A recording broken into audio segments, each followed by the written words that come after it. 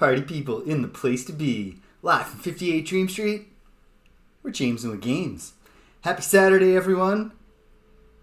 Cedric, Jacket, BJ, shout out especially Jacket for the reminder to me to quickly, before the stream started, text my mother and my sister and say, hey, how's the storm treating you over on this side? Because, yeah, it's hurricane season. We got a hurricane here. Hurricane Lee has made landfall today, early this morning, and it hasn't been bad. I think we're doing pretty good.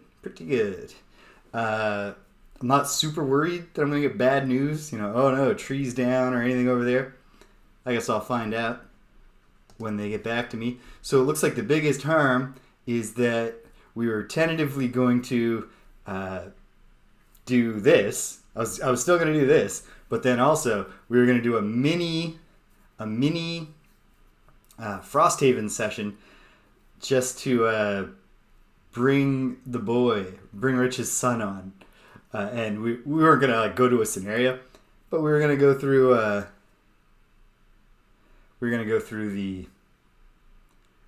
the outpost phase and like Rich's level up and the road event and all that, and just kind of let Ethan let him make all the decisions, and just have a laugh. That would have been a lot of fun. Ethan is he's quite a cool kid. So, but no, 'twas not to be, because Greg has lost power, and he might get it back, and maybe it all comes together and we still wind up doing it. But the thing was, as soon as Greg knew he lost power and he let us know, Rich had to say, he's probably gonna have to find a different thing to do to entertain the kid, because this boy has a lot of energy. So I don't know that let's sit around all Saturday and see if this thing comes together is something he'd go for. Really, really bright light out there. There was even a point where we had sunny part of the hurricane. I guess that was probably around the eye of the storm. But we had the winds all around. But it was also it's just kind of nice out. Not so bad. Our power was out for like a couple of hours. Not too bad. So here we are. And we're going to fire up King's Quest II. Romancing the Throne. British, welcome. All right. Filling up. So I'm pretty excited because... Oh, that's awesome. That's great, Cedric. I got to... The day's... It's coming close because my oldest nephew is 5 now. Is that right? I think he's 5. Oh my goodness. I think he's 5, yeah. And, yeah. How or he's about to turn... I don't know. I'd have to sit down and think about it for a moment, because there's so many children. But he's 4 or 5, and my younger nephew is, I think, just about the Rich's kids, so around 3. So I bought my older nephew a cooperative board game for ages 4 and up when he was 3.5, like for Christmas or his birthday or something. And his parents aren't the type that are ever going to break it out. And then any of the times I've been over there, it's like, I mostly see him. We're like, we're all there and there's a lot going on. So I got to, and then his cousins moved away. So it's like, well, now his brother at least has to get old enough so that we're going to both of them invested in the game. It's a cooperative game, which I think would be a very valuable thing, especially for my older nephew, who gets a little about having his thunder stolen by anybody, especially his younger brother. But what if the thunder was shared, right? But I gotta get better at making it out. I gotta somehow establish credibility with myself as a babysitter. And I think part of that is that I'm not sure my sister wants her kids. She's really into like child development stuff. So I think she's trying to delay the point when they find out the video games are real for as long as possible. Try to stop them from turning out like their uncle. Which is tough because it cuts off my clearest avenue to being the cool uncle. I mean, I'm still the cool uncle. No disrespect to my sister's brother-in-law. He's a nice guy. But I'm definitely the cool one. Anyway, here we are. King's Quest II. Romancing the Throne. Let's fire it up. I am fairly confident I've never played this game, except with the caveat that actually, what if all my memories of having played the original King's Quest 1 were actually this? That's not impossible because they look very similar. And I didn't play much of the original, whichever King's Quest text parser based game I played. I didn't play much of it as a kid, just enough to know it existed. Sir Graham is now king of Daventry. Under his wise rule, Daventry is prosperous. Unfortunately, there's a problem. King Graham needs a queen for companionship and to provide an heir for the throne. He has searched high and low for the right maiden, but he remains alone. Jeez. Slow the timing down or let me advance it or something. An idea comes to him. He goes to the magic mirror and looks into its depths. Hey, continuity. He sees a vision of a quartz tower. To reach it, he must pass through a magic door in the nearby land of Kolyma or something. The scene then changes to show a beautiful girl locked within the tower. Graham now knows what to do. But he's gonna... Oh!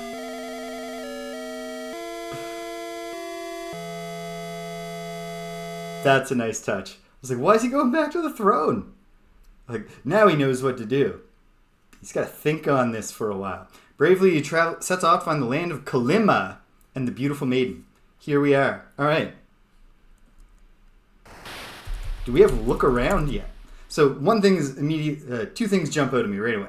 One, I think this is pretty much the same setup, like engine-wise, as the first game. And Graham doesn't look any different. Still the 1987 remake. So that might have something to do with that. Ooh, we got a cool animation of waves crashing on the rock in the background. But the other thing that jumps out at me is that while I wouldn't call this a change in style. In fact, I would call this the exact same artistic style. At least this screen, I think it looks nicer. And I've seen one screenshot of a house in this game. That could be the case. This isn't even DOSBox though. It's the Scum VM emulator. Huh. Is it because I didn't act fast enough so it took the game away? Yeah. That's funny. Well, his walking pace is fine for me for now. So at exposition I'll read really quickly and we'll deal with it that way. Maybe the in-game exposition won't even be like that. Do we have look around? Is that an addition? It is. Excellent. The glittering white sand of the beach feels warm from the sun. The azure water of the ocean laps up to its edge. Okay. So, this gives me the feeling that we have a boundary to this map. At least on the west, which would presumably also mean on the east. It'd be kind of weird if we go far enough to the east that like I'd walk off the screen and then wash in on the shore. So, to start my map off, I'll just click in a random leftmost spot and put a beach and palm tree landing point. Okay. Well, we have very efficient storytelling here. The mission is clear. I gotta find this beautiful maiden. See if she wants to get married. Heard a text message noise.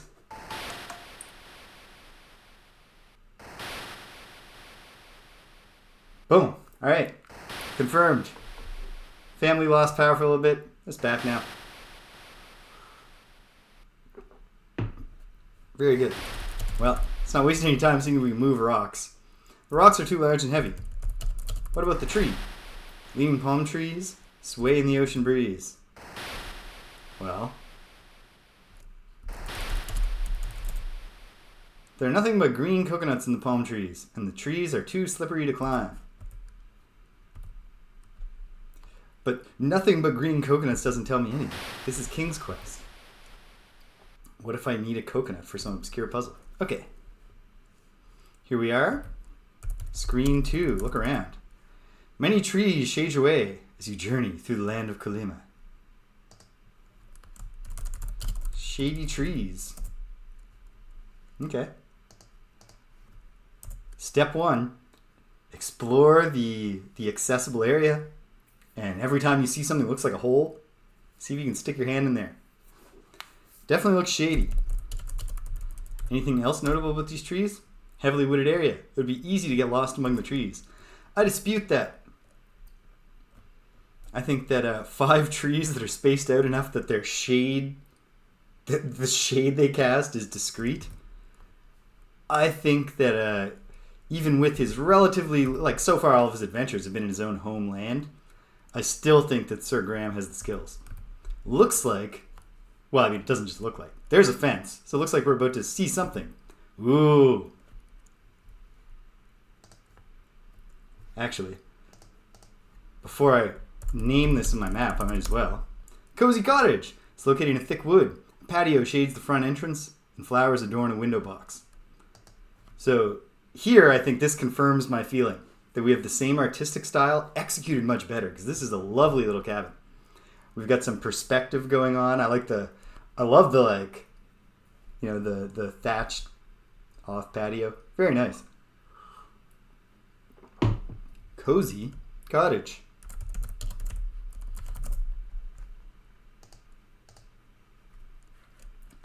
So if I recall correctly, and I don't need to recall, I'm just going to actually look. King's Quest 1, its main area was 8 screens wide by 6 screens tall, wrapping around north-south and east-west. Wrap around north-south is still quite a possibility, but I don't see the east-west happening. Well, feels shady to look in a mailbox, and yet, okay. Lo and behold, when you open the mailbox, you see a basket of goodies. This doesn't feel like the right thing to do, and yet I got a point for opening it. Take the basket. Okay. 3 points. All right. Might as well commemorate that. We're on the board. We have puzzle points.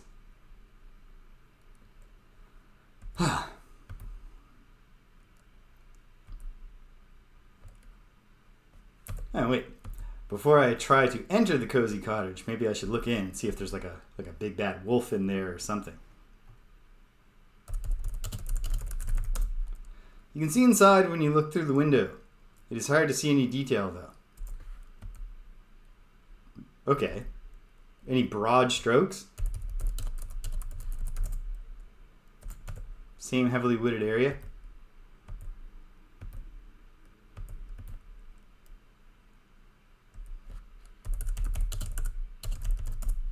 You knock loudly on the door and hear a muffled, "Come in." Is there a big bad wolf in here? I mean, there's only one way to find out. Oh dear, wolf in Grandma's clothing's in the bed. Get out of there, fast. Okay.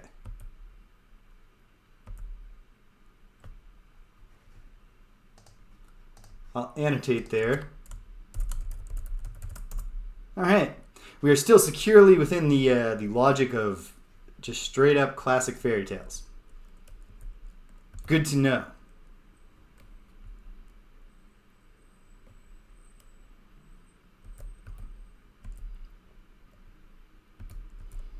It's nice actually to play like old PC speaker sound games because you get to take the headphones off and like just hearing it from it actually like mitigates the shrillness of the experience.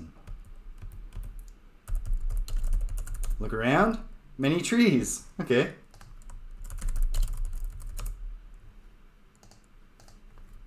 I know at some point in the series, from what I've read about it, and like in the early, like leading up to King's Quest V, things start to like.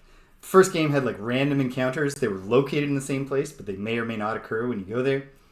And I think eventually things are different depending on just, you know, when you went to a screen, or if you come back to a screen you've already visited, or after you find a certain thing. You know, progress flags.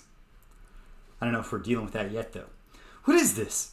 It appears you have run into Little Red Riding Hood. She looks a little troubled. Well, I can understand why. Shyly, Little Red Riding Hood returns your hello. She looks a little upset. What's wrong? Ask what is wrong. Offer help. You must specify who you wish to give it to. Help Riding Hood? Okay.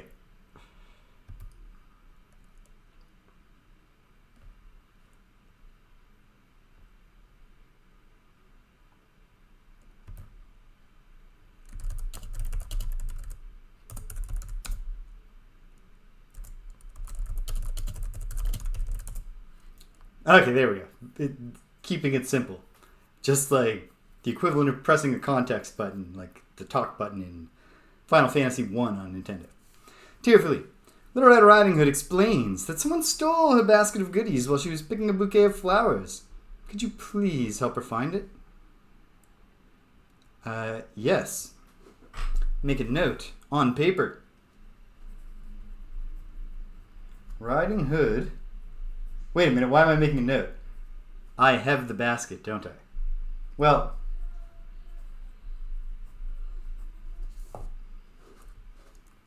I can certainly help you find it. It was in your grandmother's mailbox, actually. But hold on, because...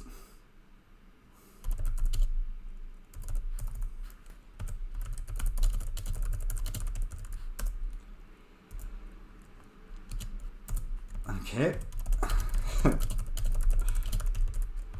We're missing the much appreciated quality of life improvement from Trial by Fire, at least. I can't remember if it was in Quest for Glory 1, Hero's Quest, So You Want to Be a Hero. But in the second one, you could hit a button and it would immediately bring back up the last prompt you used. Gratefully, Little Red Riding Hood accepts the basket of goodies. In return, she gives you her bouquet of flowers. If we can find who needs the bouquet and then find who needs the thing we get for that, eventually we get the Master Sword.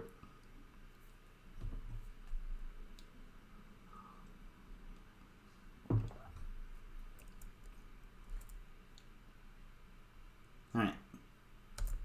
7 points. And she's skipping now. That's a nice touch.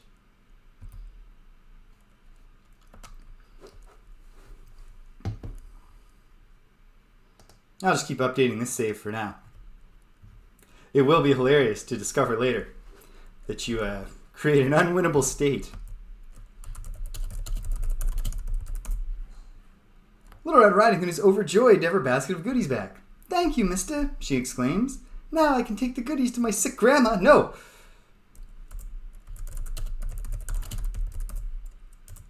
Okay. Let's monitor this situation. I might have to start the whole game over. Yeah, that would kind of seem like where it's going.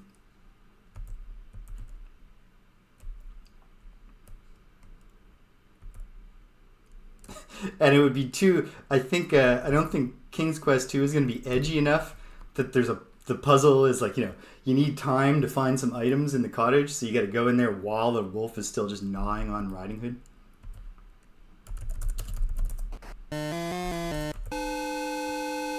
Okay. There's a wolf.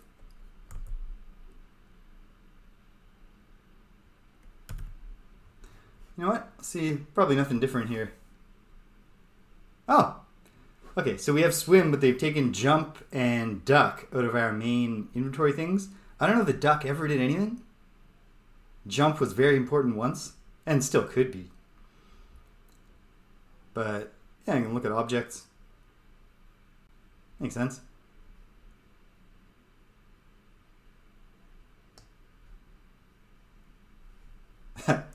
That would be very clever. Only if you can find the secret way to import your King's Quest 1 save game and solve the stretch goal puzzle.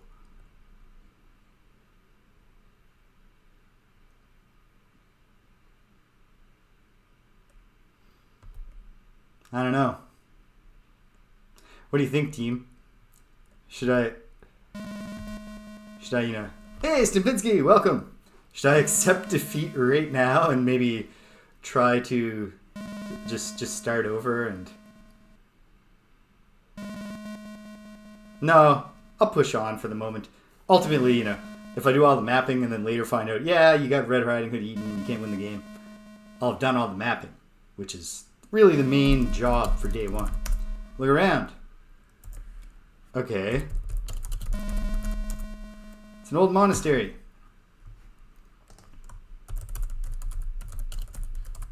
Monastery West. The monks who live here help travelers in need. Well, I'm a traveler and I'm in need of a fair maiden.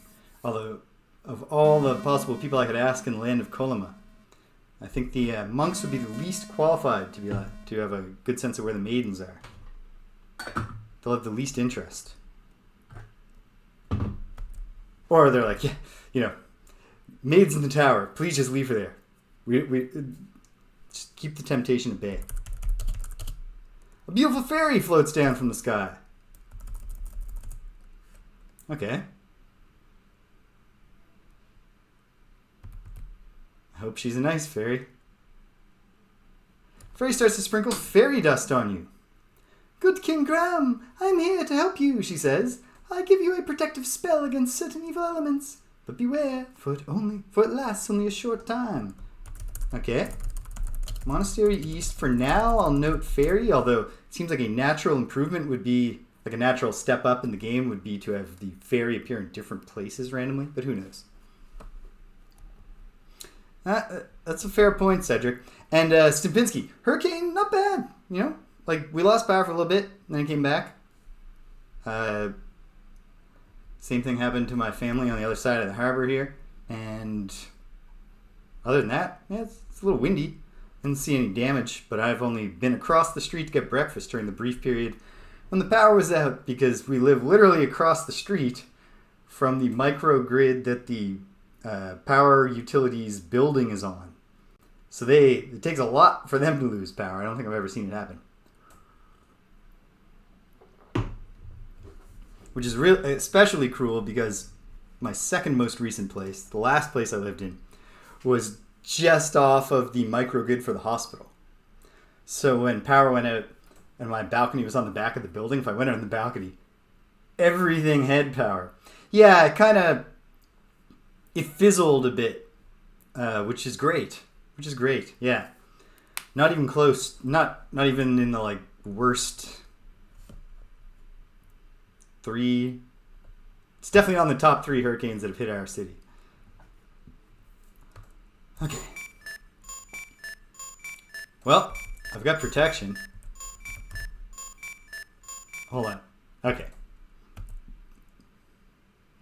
Perhaps. Let's check out the speed setting. You know what? I can work with this now that we have a little more division. Oh man. That's rough. I have never had a particularly lengthy power outage. The worst I've ever experienced has been it came back middle of the next day.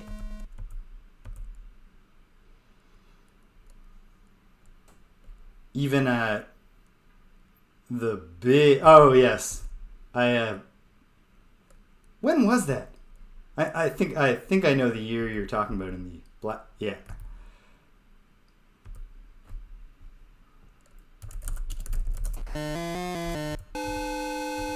What are you going to do? Huh. Okay.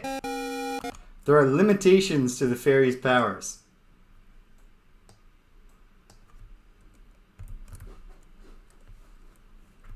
And, you know what? It's just, no.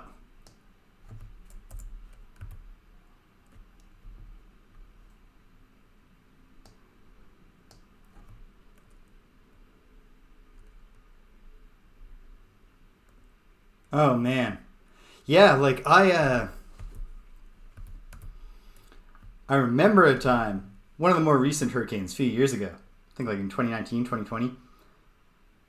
Was it during the pandemic? I'm not sure. But I had folks who live just on the other side of the peninsula, still in the core metro area roughly. Lost power for not quite 2 weeks. Oh yeah. That definitely sounds like the kind of area where you wouldn't expect the power infrastructure to be resilient.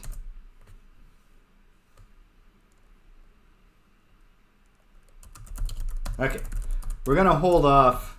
I don't know. I kind of feel like I got Riding Hood eaten there. I'm gonna give it some time. We'll give it a little time. I'll talk to her.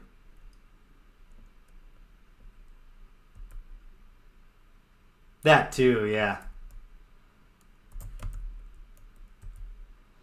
It's been a weird hobby horse of mine that I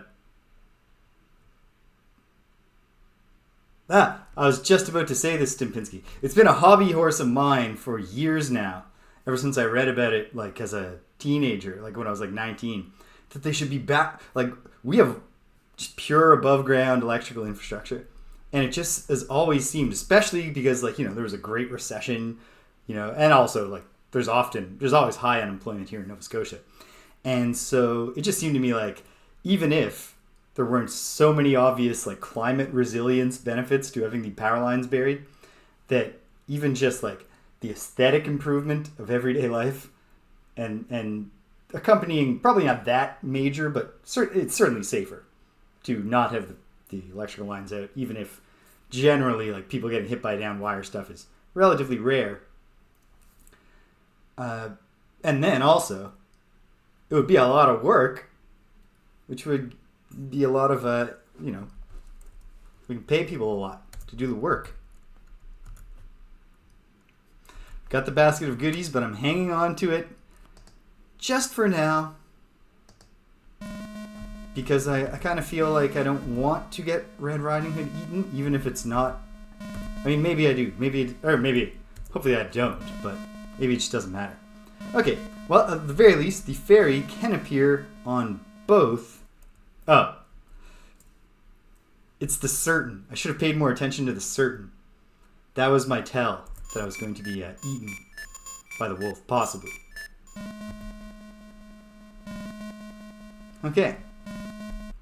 Now we're back on track.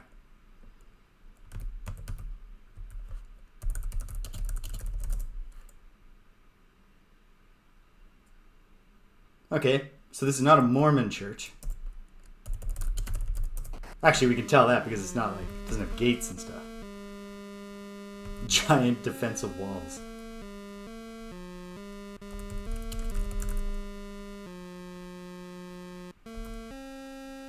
She did say certain. She put the modifier in there.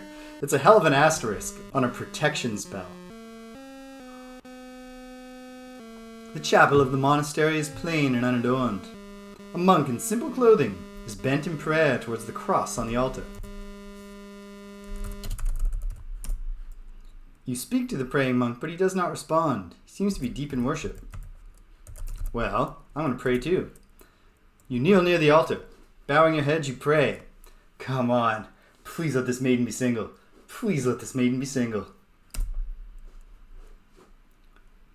The plump monk lifts his head from prayer and seems to notice you for the first time. He stands and asks your name. I'm Graham. The kindly monk explains he has heard of you and your quest. How? But okay, sure. Here's my cross. It will protect you from evil, he says. He removes a chain with a silver cross from around his neck and gives it to you. The monk then resumes his prayers.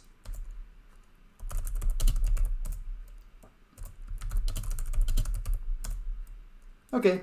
Oh, okay. Alright, it's still just that gimmick. Yeah, they really did, like, the animation is stepped up, even if it's the exact same Graham sprite.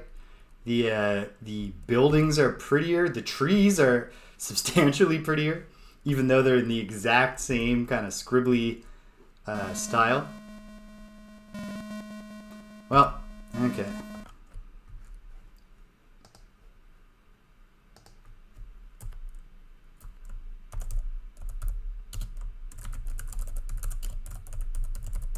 And I've got the cross. Holy man.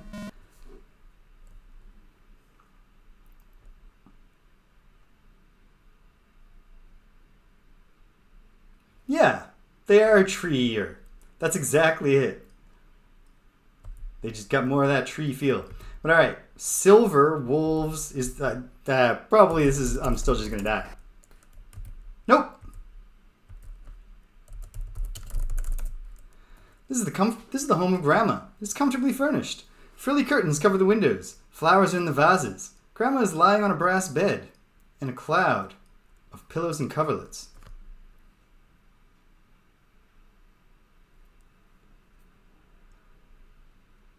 Oh yeah, that's definitely been my understanding, Cedric. I mean, given just to begin with Wizard and Princess, which I maybe should have done, but I didn't really want to. Maybe I'll do it someday.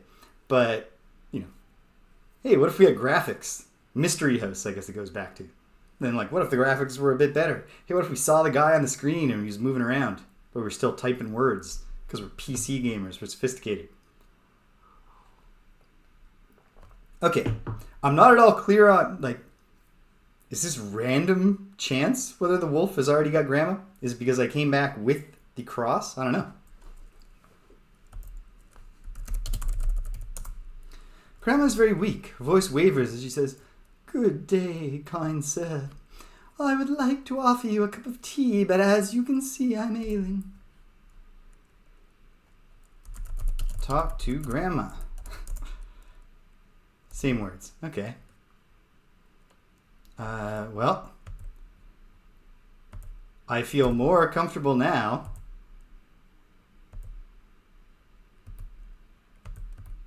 Giving Little Red Riding Hood her basket, seeing what happens when I know I'm not sending her to be eaten.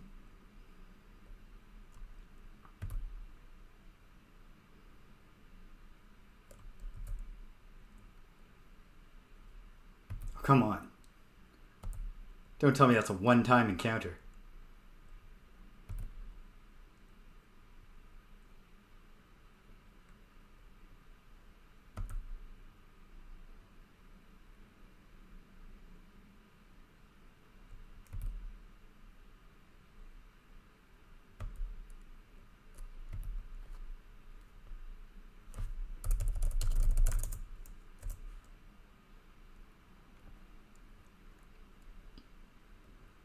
Yeah, I was trying to work out, is it I went away and she was like, oh, I'll just go to Grandma with the cookies, and the wolf ate her, and the wolf left and Grandma came back, but that doesn't make any sense. The whole idea of the wolf disguising itself as Grandma is that it already ate Grandma.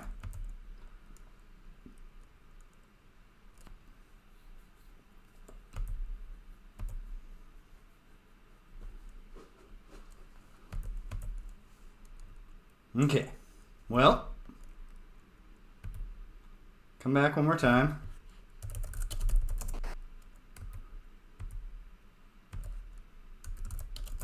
Say Riding Hood. Okay.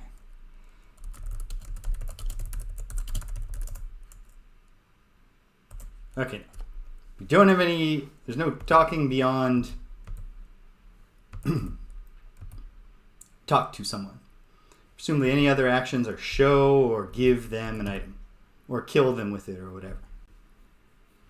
Okay. I think I'll get back to mapping for the moment, but we've definitely got some moving parts here with the Riding Hood puzzle. And maybe like the fairy, Riding Hood is going to pop around locations. So we can hold out hope for that as well.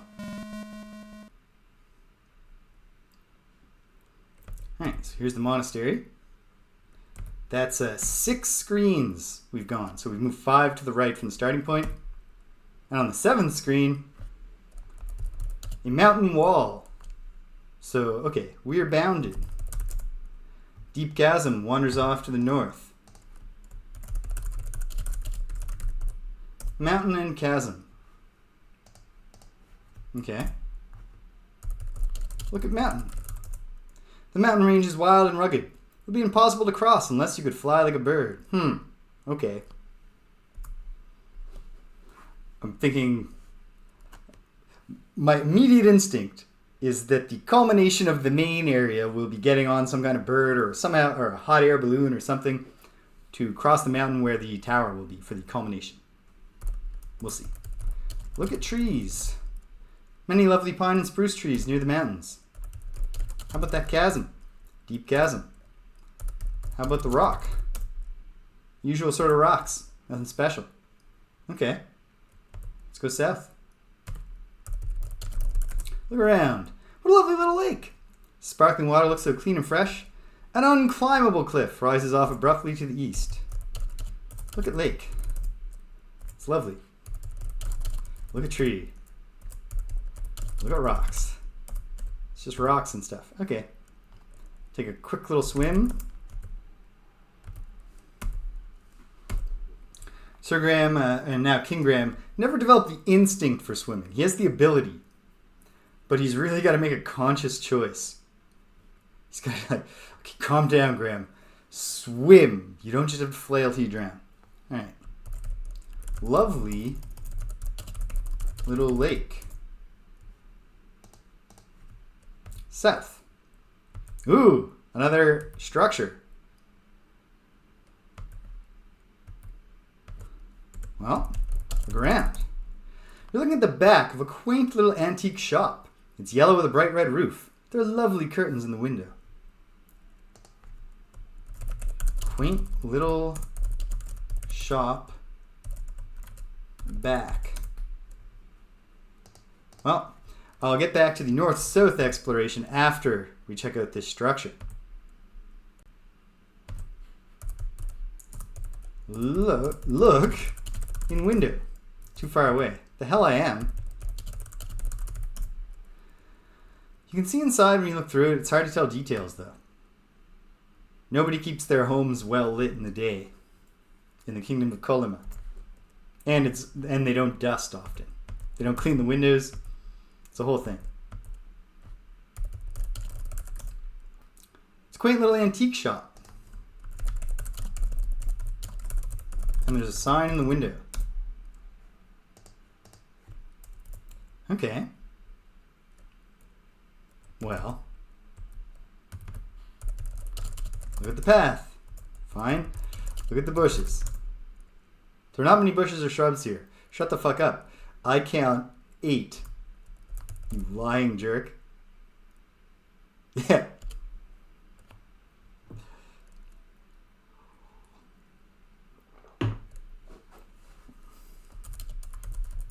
Look at the tree. Yeah. And look at the shop.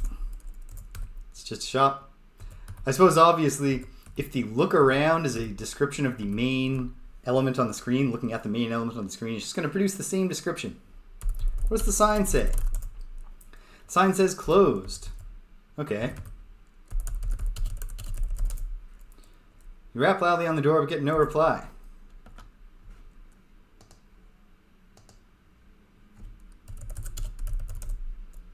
It's closed. You cannot enter it. King Graham is a good man. He doesn't go busting into shops when they're closed. The sign says closed. He's not coming in. Okay. All right. South. Which increases my feeling that we're probably going to have some progress flags in this game. That shop will open up when some condition is fulfilled. Look around. Forested area near an impassable cliff.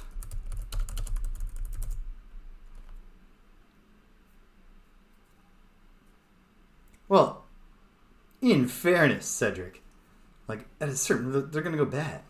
If you know you're getting goodies delivered and you're not going out and checking the mail frequently, watching for the mailman, for the postman, do you really appreciate the bounty you've been handed? I don't know. Maybe I'm rationalizing.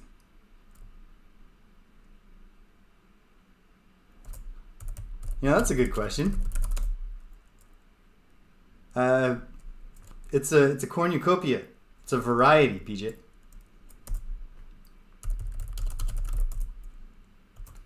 Alright, nothing special. But the nothing special screens continue to look pretty good. Okay, so rocks and trees. We are currently, we've gone down 3 screens from the plane that we started on. And I'm actually going to adjust my map some. Not sure, I don't know, not sure how far, if this is going to wrap around, if I'm going to find another boundary. Oh, I think we've wrapped around. Look around. What What a lovely little lake. Sparkling water. Looks so clean and fresh.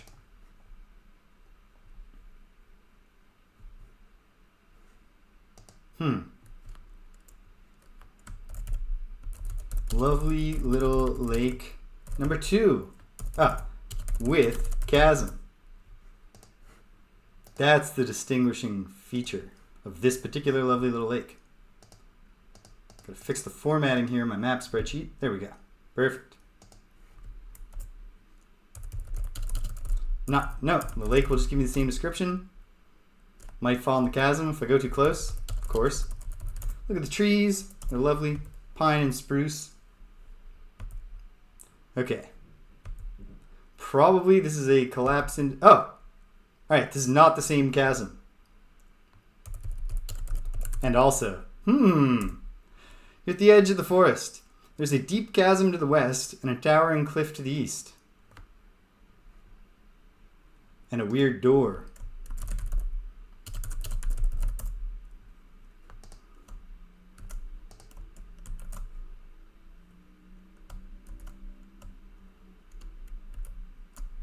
There we go. All right.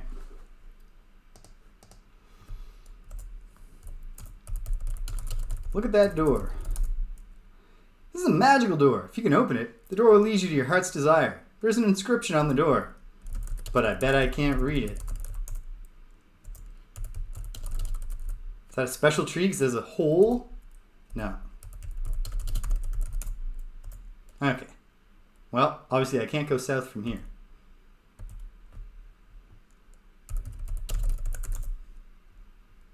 Okay. One moment. Doing one quick dragging feature just to move some formatting code around in my spreadsheet.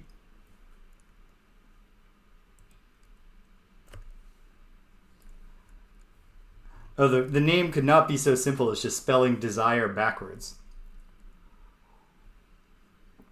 We need some obscure cryptography for it to be suitable for our context. Okay. Well, it's the chasm again. Interesting. I gotta run to the washroom, so I'm gonna take a brief intermission, folks, and we'll keep on mapping. Hang tight.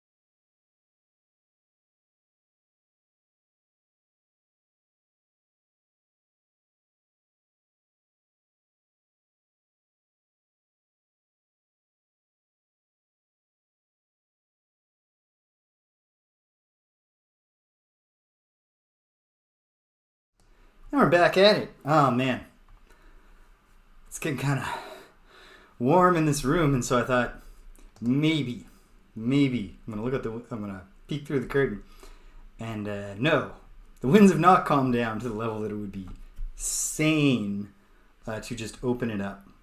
So, oh well. All right. So yeah, we got another screen. We come upon a quick little dwarf. Dwarves have a bad reputation for stealing treasure. The dwarf seems to have left you alone, thanks to your protective spell. Is that the fairy's protective spell, or the cross's protective spell? I don't know. However,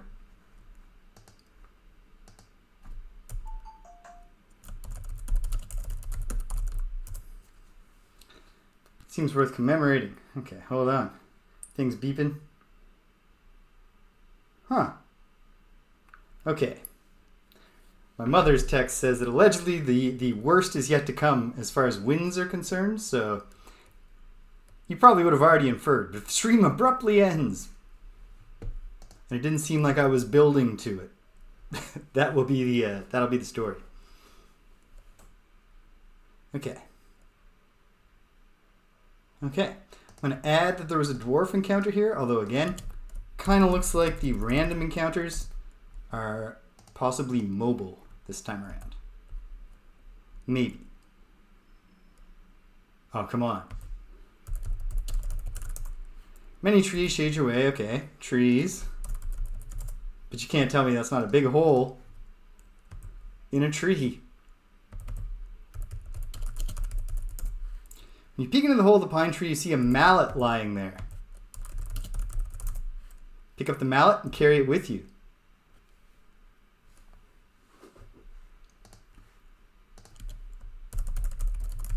Trees plus mallet. Excellent.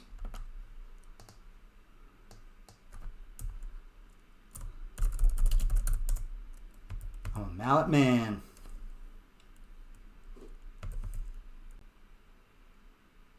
Oh, hey, a stump. Many trees, okay. Or a log, I mean. See pieces of wood lying around. The wood is of no importance.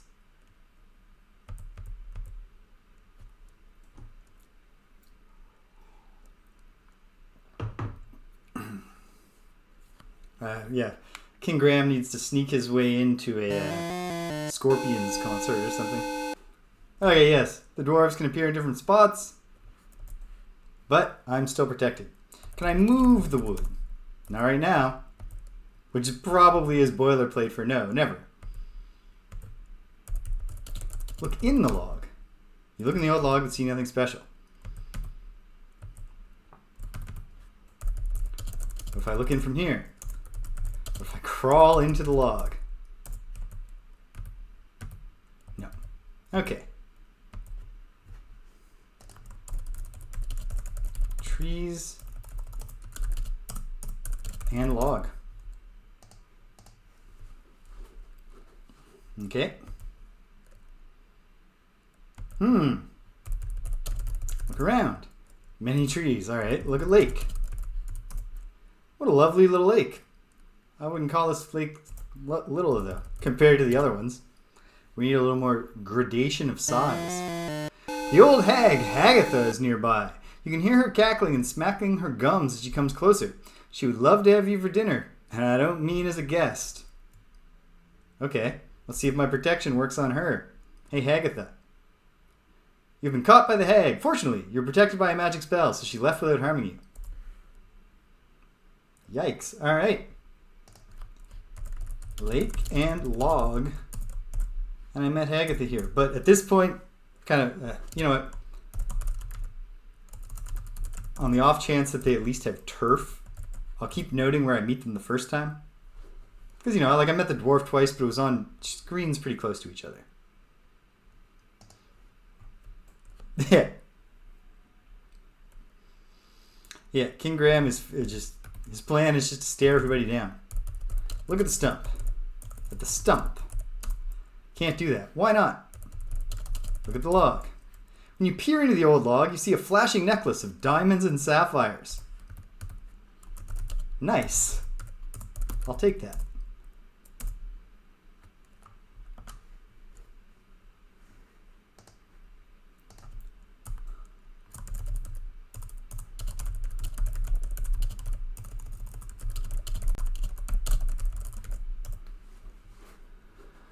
Alright, 16 points.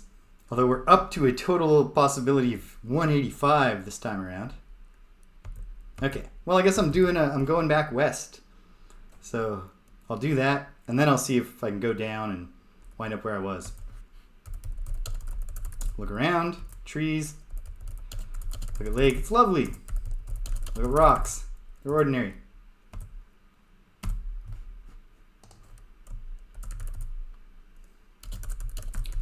Lake and sand, I'll call this one. And then, if I haven't messed up the map, this should bring me back to the shore or some other western boundary. Yep. Oh ho! Look around. You notice a rusty trident lying in the grass. Yes, I did see that. Nice to have it confirmed it's a trident, not a pitchfork. Look at those fronds. Oh, go figure. Look at leaves. Look at bush. Plants grow well in the moist sea air.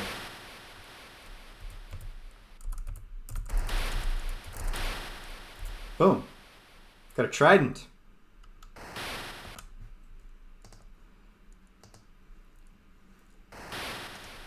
Okay. Shore and fronds. Trident. Okay.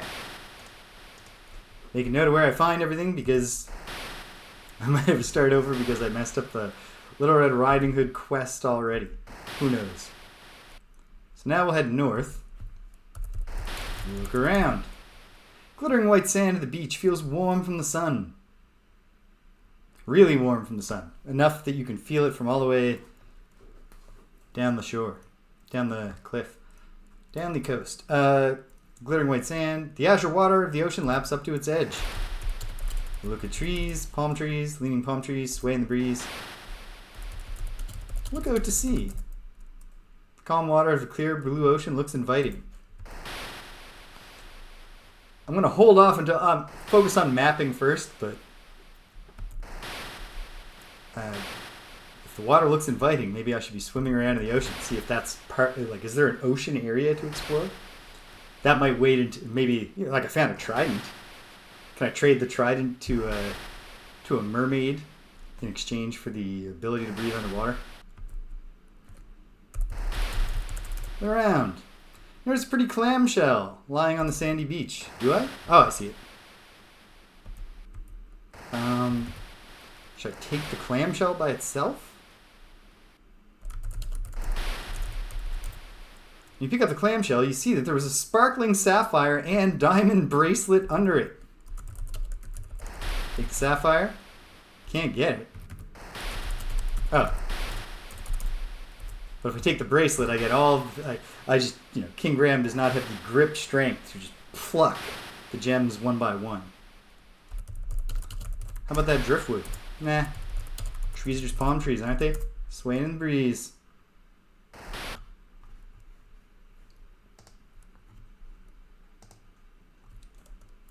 Oh, cut off my stupid save game name anyway. Alright.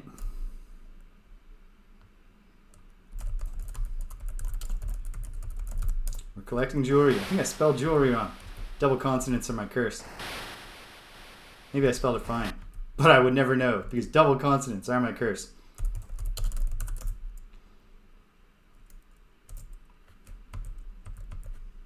Oops, okay.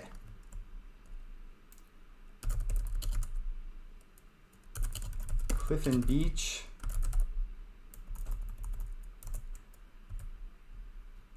And then beach, clamshell. And then beach, but it's just beach. Okay.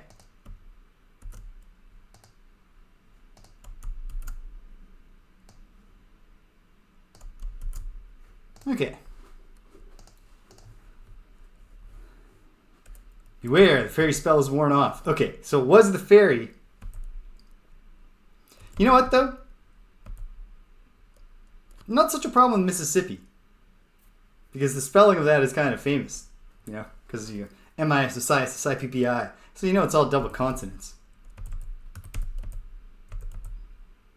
There's a dastardly puzzle. How can Graham get between these rocks? He can't. Look around. Okay. What about that? No. Okay. Beach, and I'm going to call it just the sand trap.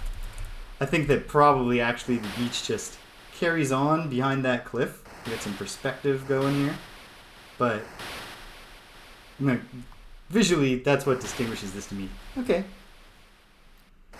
Now hold on, gotta fix the formatting of my map again.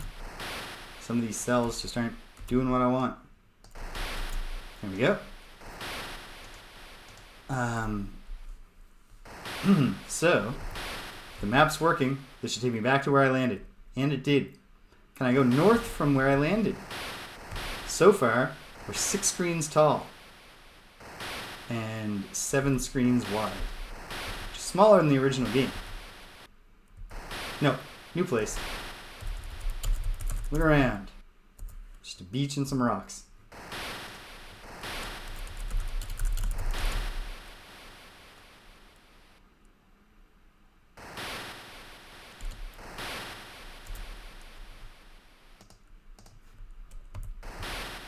Now there might be more to some of these innocuous looking screens, but for now, we're just mapping and we're taking what's obvious. Shore and fronds. Okay. The map is 7 tall and 7 wide. It's 49. And it wraps around north to south. Okay.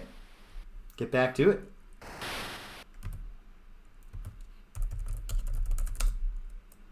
Many trees. Wait. Where am I heading east from here? Or, yep. Yep. Okay. Wait. Yes. So this is just trees.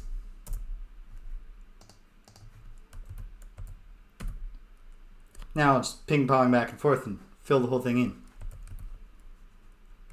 Ooh, swamp. This lake is foul and stinking. Oh, just a poison lake.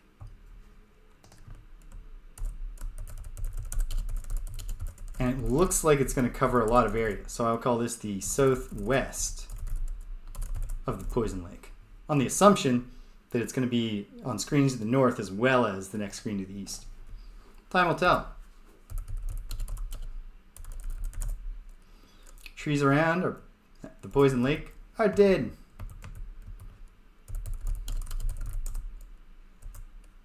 Is that an island on the other side? Yep.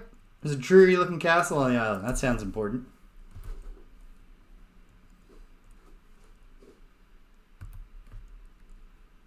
Okay.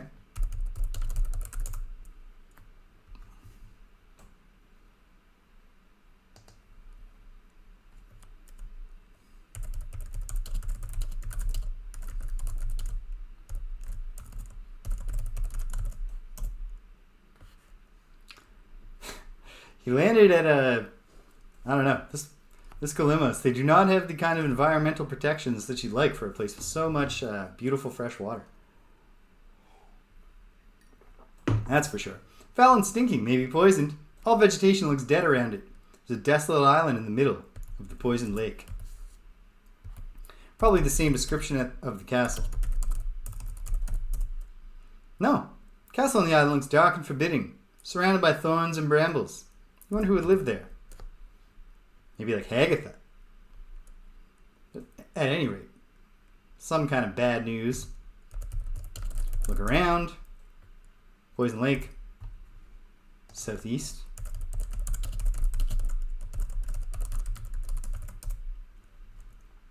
And one more screen to map this going this way.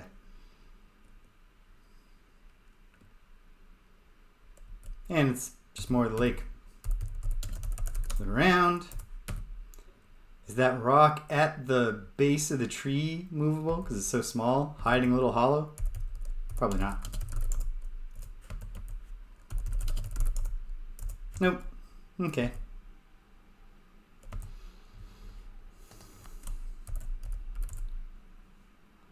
Lovely little lake.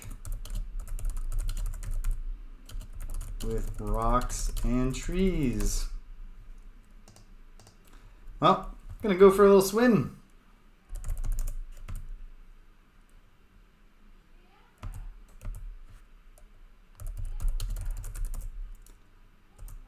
It's trees. Another screen of trees. We'll look at these closer if at some point. Oh, of course. Look around. Okay. Look at tree. Is that a hole in the ground where the tree tore out of the bank? No. How about that stump? Nothing. Okay. Enchanter. He's gonna turn me into something. Okay.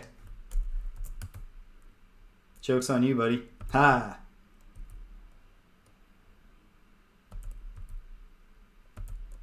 I'll tab for a moment while I write this down. I'll actively look at all the items once I've done the searching. And then we'll start trying to figure this out. Figure out if I've already doomed myself by getting Little Red Riding Hood eaten or lost or something.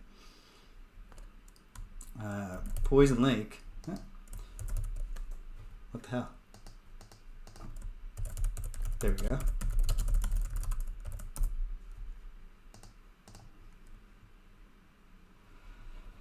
Yeah, this lousy jerk.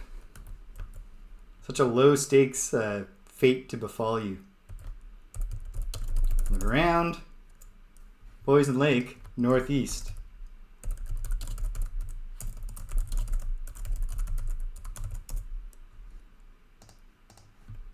So maybe at some point I fly over the cliff at the far east. Or maybe we're actually trying to converge on the center and then there'll be an area for the castle. Who knows? Poison dead trees. This tree of all trees.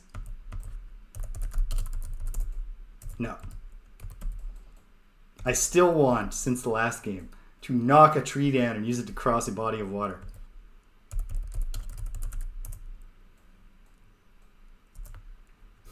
Poison Lake north-northeast.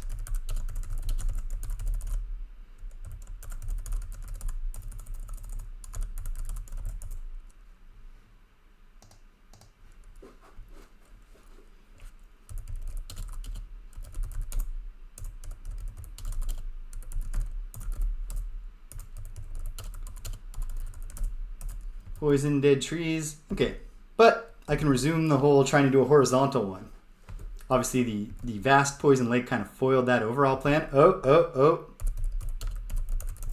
Look around. There's a pretty little pond set among the trees. A group of boulders are reflected in the clear water. Pond. Pretty little pond. With boulders. Okay. Well. And we have a stump. I'll start with the low-hanging fruit.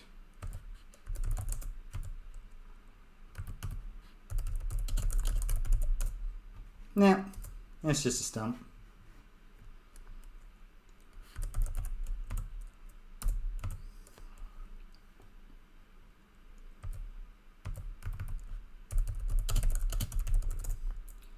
Can't see into the opening from where you are. There's a glittering diamond and sapphire brooch lying on the ground in the opening between the rocks. A lot of jewelry. Bracelet, brooch, necklace. Alright, well, I suppose now that there's the whole idea of going left to right all the way is broken. I'll go up past the monastery. Maybe that's the goal. Graham needs to look like a real high status male when he finally finds the maiden. Or else she won't marry him if his puzzle point score isn't high enough. Oops.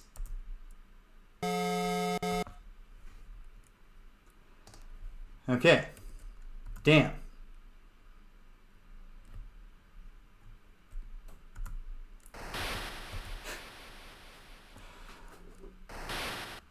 save more frequently. But alright.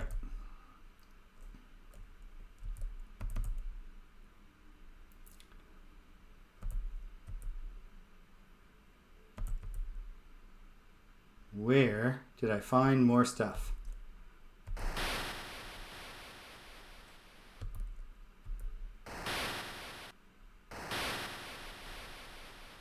I have not written down where I found everything. Or I'm covering it with the window. Hold on. Damn it. No. But I do know where I went. So I can retrace that much. I've got the trident and the necklace.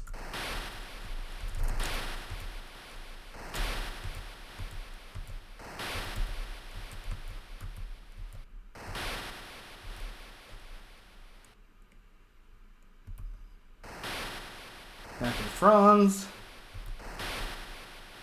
And then, from here, okay.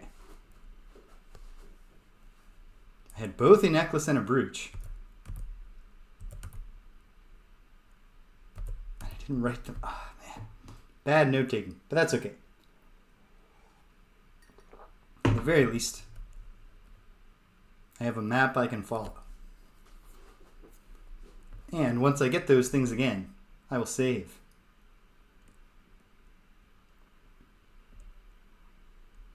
Alright.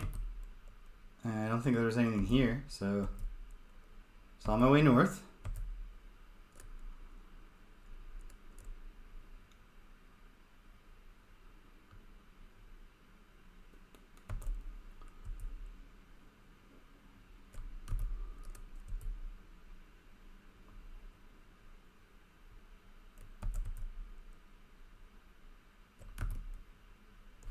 Hey, it's the ferry. Sweet.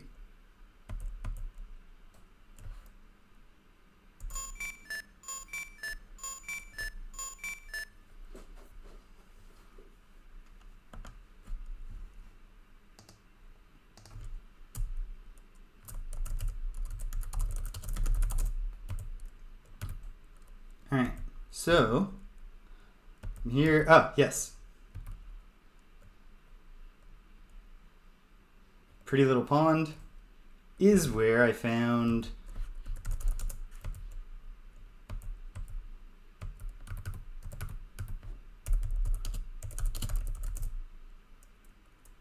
brooch. Got the brooch. Got the brooch. Oh, I have the brooch, the necklace, and the bracelet. Is there another thing I had?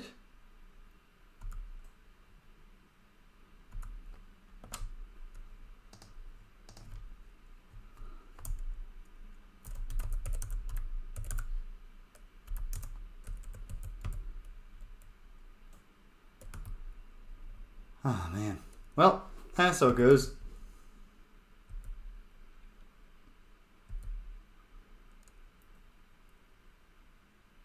Do I have the mallet? Yep. You know what? For my future reference, remind myself where the brooch was.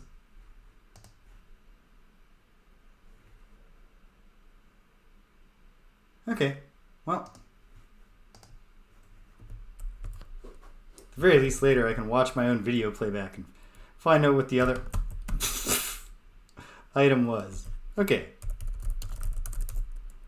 The bridge spanning the chasm seems to be unstable and tottery. Are you entertaining thoughts of crossing it? Yes, in a very specific way.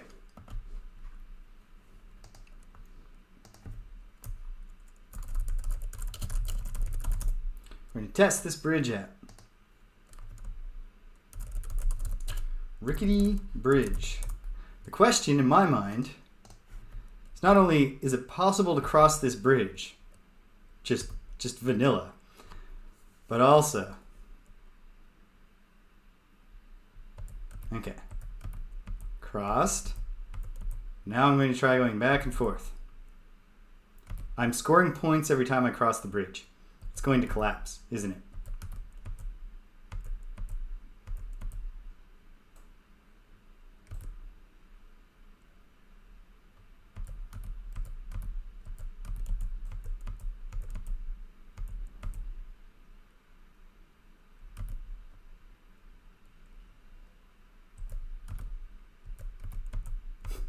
Or maybe not. Maybe the scoring system is just extreme. Nope. Okay, there it goes. Okay. I just had a feeling. Or maybe a vague memory. But I thought, like, rickety bridge seems like a great way to set up an unwinnable state. 34, and I was at 41 when it fell, which meant, and I was coming back, so I went across 35, 5, 6, 7, 5, 6, 7, 8, 9, 10, 10, 6 times. You can cross 6 times.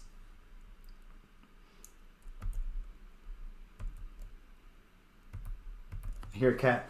A moment. Oh. Thought I heard it out there. I think I might have heard of that before. Or I've experienced something similar in a different game. I know I haven't experienced it in this game. But I had the same instinct in the first game until it turned out like there was that rickety bridge, or like a bridge that was described as being rickety, but there were also the 3 other bridges that turned out to be the troll bridge. At that point, I was like, okay, no. There's no point in cross-limiting. So now let's find out what's on the other side. Around. Okay. Oh, but. And now I definitely hear a cat sliding her paws on my door. Hey, Astra. Coming in? You can sit in that chair. I have your bed here for you, sweetie. You haven't sat in this in a while. It's nice and soft. Alright. So what I can definitely do here, I believe, is access the magic door. So I can at least read the inscription on it. I doubt I have what it takes to solve the puzzle right now. Also, can I climb this tree and look in that hole? Probably not. No. Okay.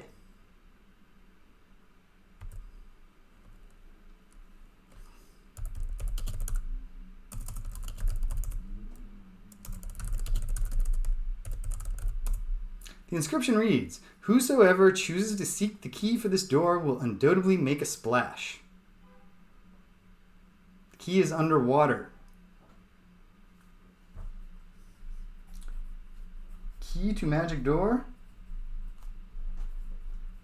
Colon. Underwater. Got it. Okay. And then just going to see if there's anything worth going south here for. And then we'll revert back.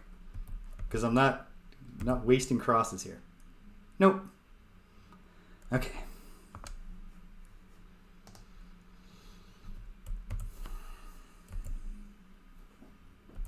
Alright. Well, I'll go back west. The dwarf. Well, joke's on you, buddy. Haha. Look around. Many trees. Ooh, here's the thing. Many trees. Tree house.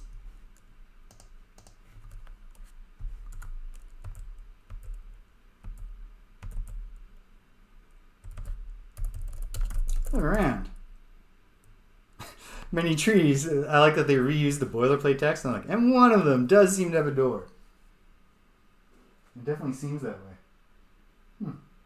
She's on an adventure. She's burrowed her way in behind a chair where I believe there's a sweater on the floor. So she's in a secret new place, and she's sheltered, and she found soft. Things are going well for Astra right now. Okay, well, before we look at that door, I can't help but notice a hole in this tree. A little hollow under the roots. See nothing special. Is that because it's a hollow? No. Sometimes a hollow is just a hollow.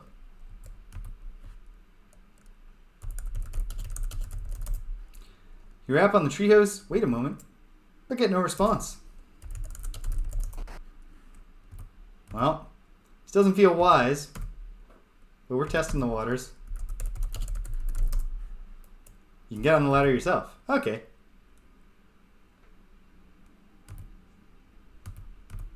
Inside the treehouse. Look around. Seems you've entered the underground home of the little dwarf. It's cozy, with a fireplace crackling in the hearth. A pot of chicken soup bubbling above the fire gives a delicious aroma to the room. There's a trunk tucked away in the corner. Can I get the soup? Because that kind of seems like what Grandma needs, right?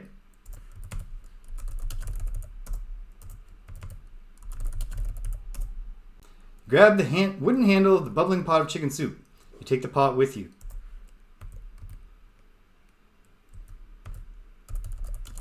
Look at the hats. Take them. They wouldn't fit me. But what if I could use them for something? Open chest. No, wait, look at the chest. Does it look trapped? Trunk looks old and worn. The hinges are loose.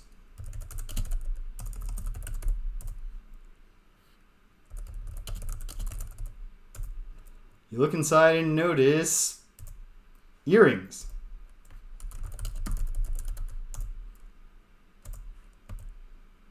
All right.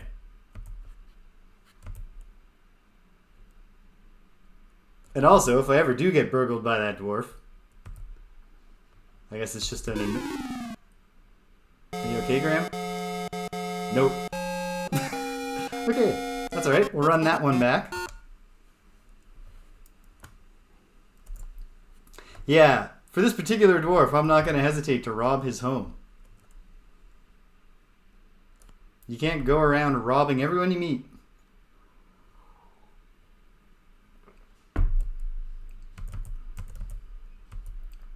Of course, it does seem possible the dwarf is randomly home, but I have the protection.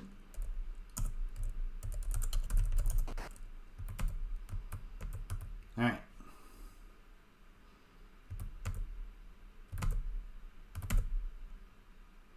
There.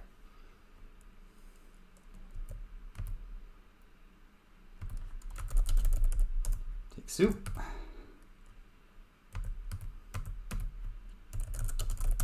Open trunk.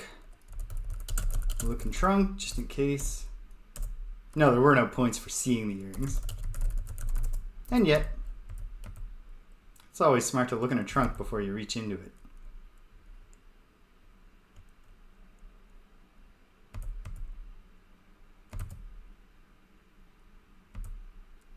Success.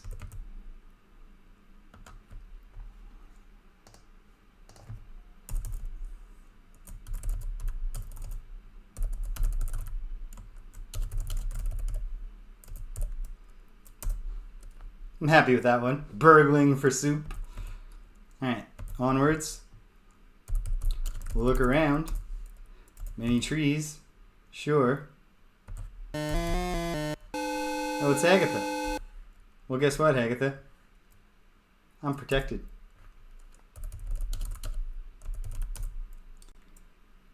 Wood is not important. Okay.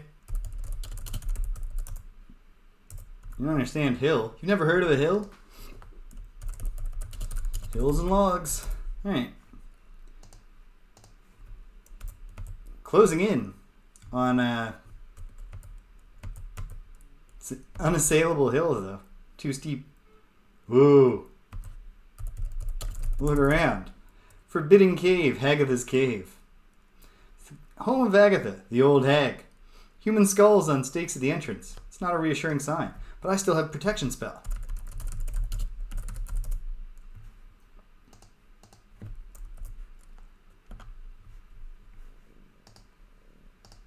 You know, what if Hagatha's making some tomato soup? You know, what if we need options for Grandma?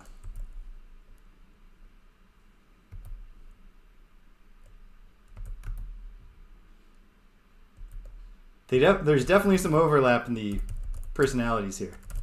Look around.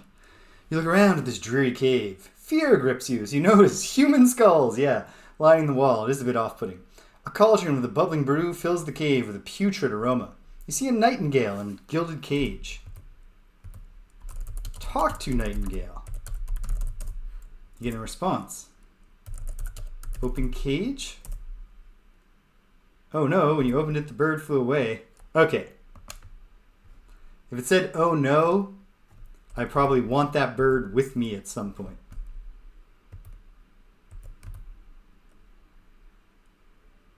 Maybe.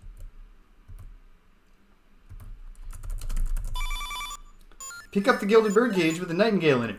The little bird starts singing prettily. A moment later, it stops. Okay. Can I take the cauldron? No. Can I look at it? Iron cauldron is bubbling with a nasty smelling brew. Feels like maybe if you can ever defeat Hagatha, it's by getting her into her own brew somehow. Ordinary logs? Yeah. Okay.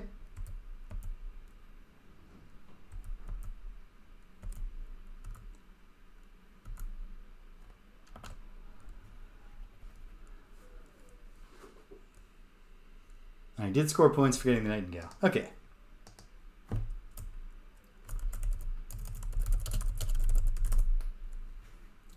Alright.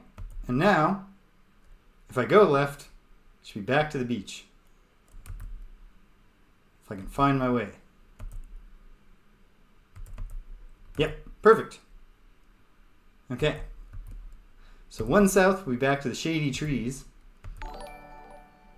And might as well. Hey, Brown Butcher! Thank you for following. Oops. It's too late now.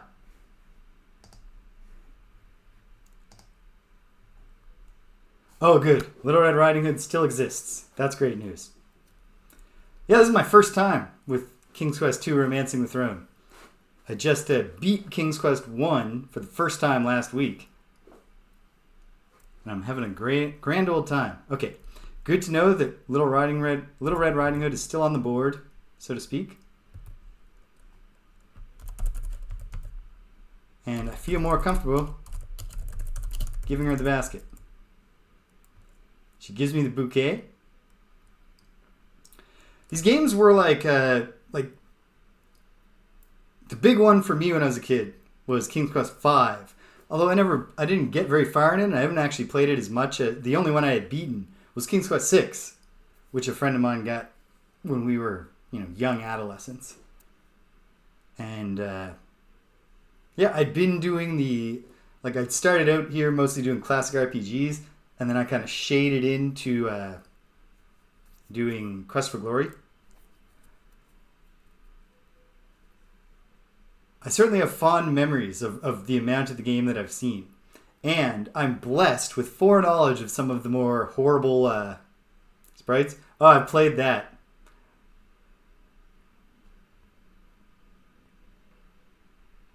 Alright, I get the bouquet. But let's verify here that the wolf hasn't come back. Yeah, they really it was a bold choice to even try it. Especially because, well, actually, hold on. When would this have happened?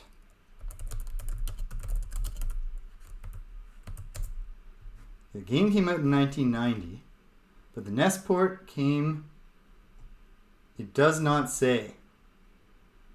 Probably roughly contemporary. Okay, so it is the kind of thing where they maybe should have waited for the Super Nintendo. And yeah, point and click is tricky with a controller. There's a deeply flawed but ambitious little and largely forgotten game called Nightshade for the NES, which... No, Stimpinski. I'm still trying... I set out with too much ambition to do new things in my courses, and so all of a sudden, my what I did last year with Chrono Cross, where I was on Wednesdays, the day ends at 3 or 4, and I can come home and play, which I can easily justify to myself. It's a cool game. It's point and click. I'm pivoting back to Nightshade. It's got the point and click idea of puzzle solving, and then also action fighting, and it's not great action, but when you meet an enemy, you got to fight with them, and the action itself is a little frenetic, but it is well done in the sense that there is a specific technique that is most likely to work on every enemy. So there's strategy to be figured out. It's just the controls are kind of sloppy. The painful part is that for it can be really difficult to get the cursor up and get the action you want. The cursor moves slowly. So that kind of stuff is painful, but it's a neat game. And it has a cool continue gimmick where when Nightshade, the main character, is defeated, he wakes up in a classic supervillain death trap, at least the first 4 times before you're actually game over. And it's actually a puzzle. Like, if you can solve the way out of the death trap, you continue. Although then, I think the 5th time, he just gets in an unstoppable death trap. It's neat. Deeply flawed. It's the kind of game that I would love to see, let some indie studio get a hold of that. Yeah, Uninvited and Deja Vu. Both, I think, from Interplay, maybe? Maybe not.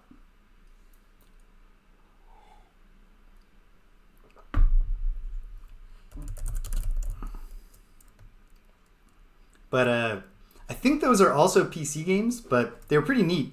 Those and not Shadowrun. Shadowgate. There it is. Wait, the wolf is back?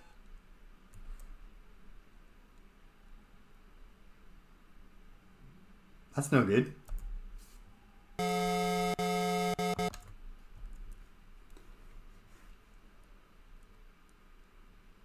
thought I'd made a second save. Oh no. I did, didn't I? I thought I saved one called For the Birds. Alright. Ooh. That's cool. That's cool to know. You know what?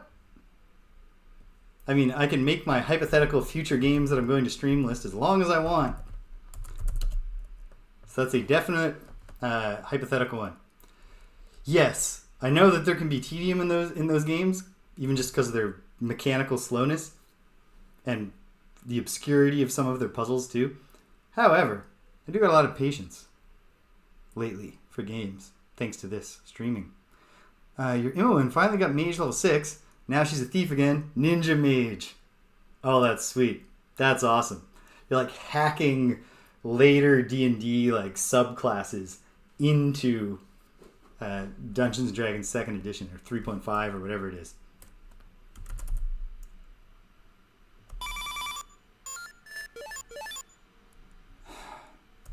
It feels like the fact that it stopped singing and like it's a bird. I'm like, do I need to cover its cage somehow? I think I'm going to leave the bird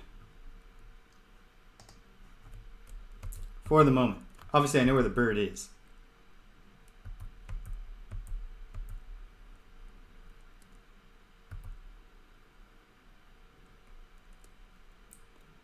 Well, we shall see. Alright, so here's Red Riding Hood again, but if her grandma has been replaced by a wolf, I don't want to give her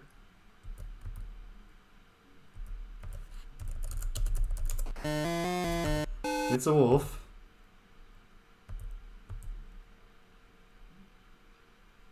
Cool. Well, I will have to look into it. Into some of these titles for the fullness of time. In some ways, like adventure games, although they can be, like as long as you don't get horribly stuck in a long-term way, are much shorter than RPGs. Okay, hold on. Thank you, Brown Butcher. Alright, I've got a tab now. Cool. Alright. I'm looking forward to finding out about them. Alright, so Grandma, has she been eaten by a wolf? Is she sometimes eaten by a wolf and sometimes not? Oh, hey. It's Red Riding Hood again. But I really don't until I feel a little more comfortable that her grandma's not a wolf. Don't want to give her the basket yet. We'll see. Look, a tree. Heavily wooded area, yeah. Alright.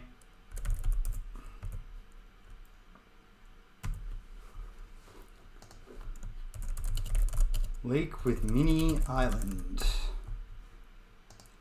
Okay. I suppose from here I'll complete the horizontal path. Look around. The poison lake.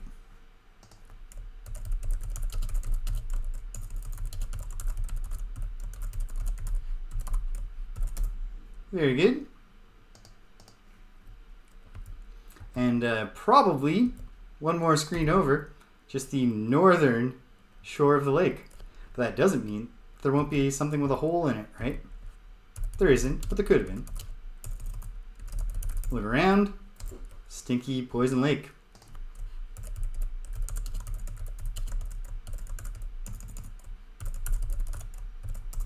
Figuring out how to traverse the poison lake, which I assume is not swimming. Wouldn't that be a puzzle?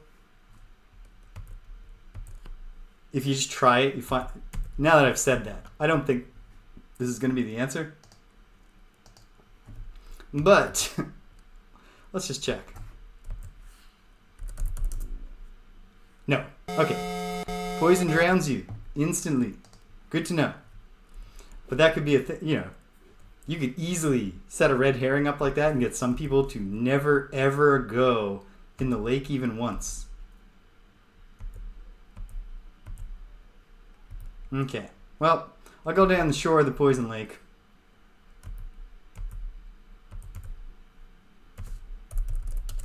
Look around. It's the lake.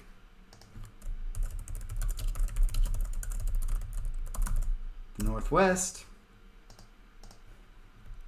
You just have a square to cover now. Oh, hell yes. I love a hollow stump.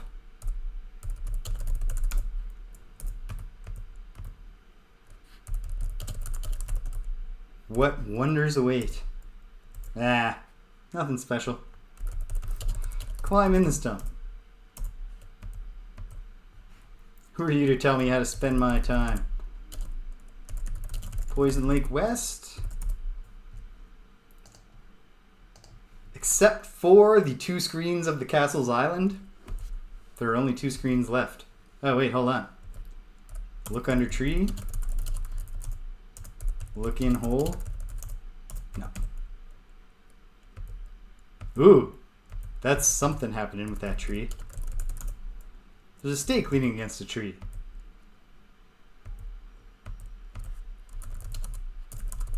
I'll take it.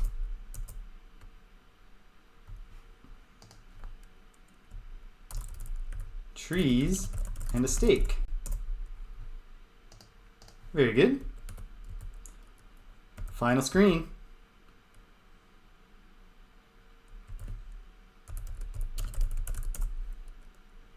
Many trees. Okay.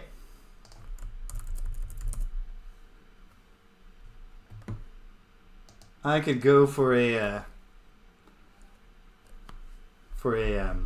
wheat protein steak from the Real Fake Meats vegan butcher in our town right now.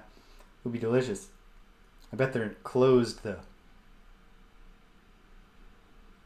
Assuming they've lost power over there. At some point and shut down for the day. Okay. 2 things I want to do now.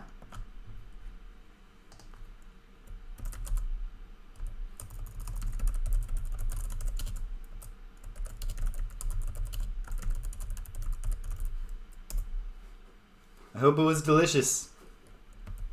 PJ. Okay. Alright. 2 things I want to do. I guess I'll do this first. Look at my items. The trident is rusty and corroded. Looks somewhat like a pitchfork. That's true.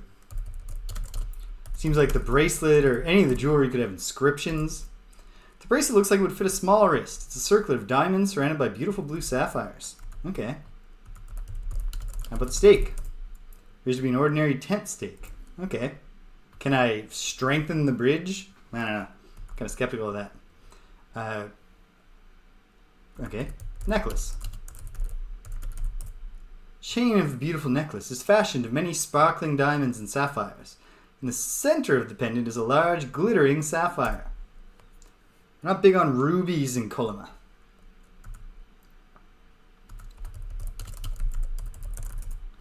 The diamond and sapphire earrings are very delicate.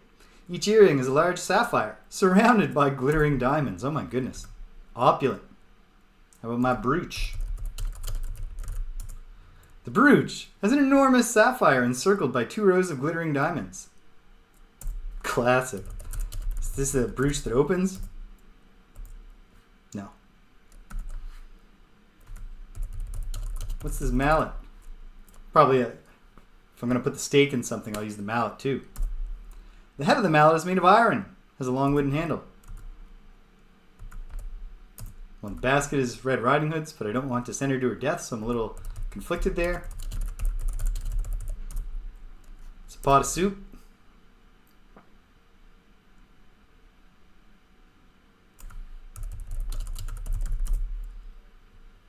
Shiny silver cross. Oh, and the last thing is the clamshell. Just an ordinary clamshell. When I first saw the stake, I was like, oh, maybe there'll be a vampire. Then when I looked at it, it's like it's a tent spike. And then I also remembered I have a mallet. That makes me think that probably I'm going to hammer a stake into something. Hold on, is Astra still just chilling? Oh, yeah. Yeah, she's loving that little secret spot. She's very happy. Okay. All right. So we have a map, a working map of the available area. I suppose I should stop by... Where am I right now? There's trees. Okay. I'm going to swing by the antique shop first. Actually, no.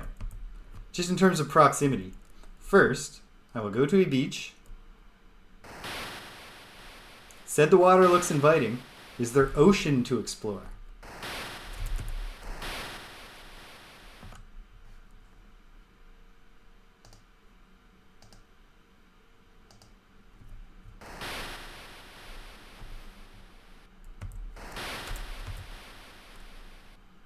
Yes.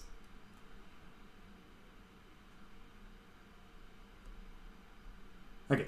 First, I'm just going to go left until I drown.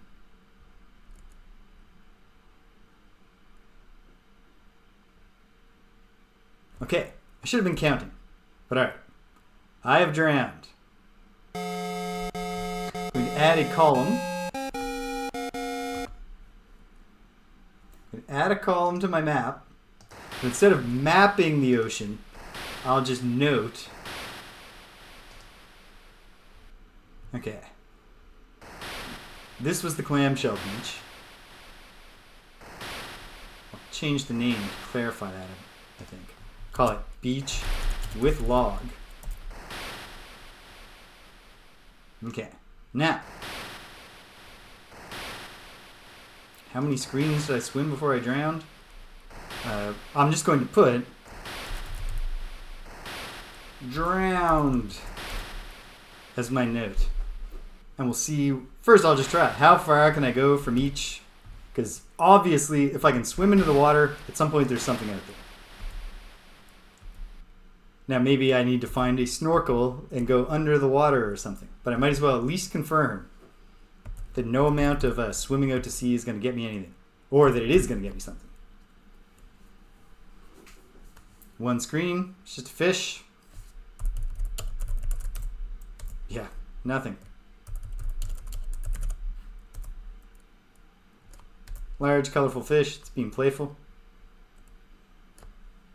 I don't see how I'm going to catch a fish. Like I have a trident. And I drowned.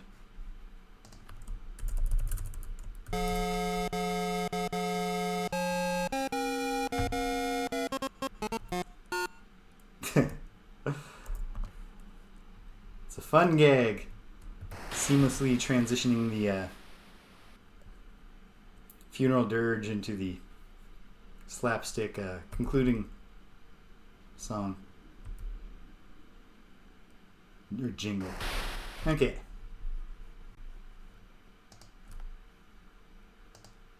Another save. And from the beach and the sand trap, I should swim.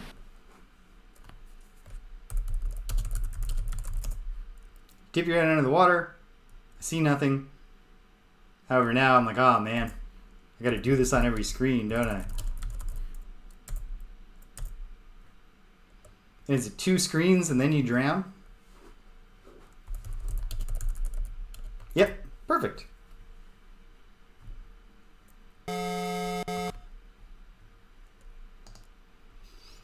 Well, it's in my head now too.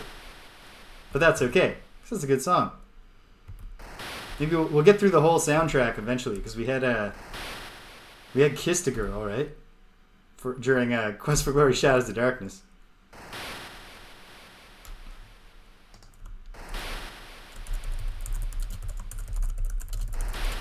Alright.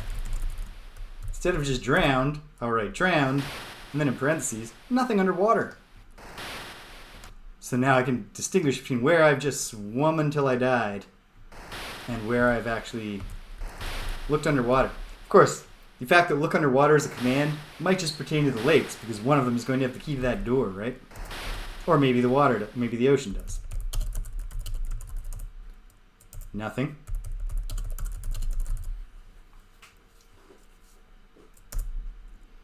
Nothing. And probably I drown unless, no, unless, the shore of a little island is right there. Okay.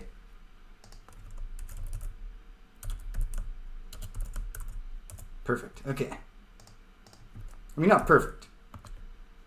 It's better if you don't drown. But costs to drowning are low.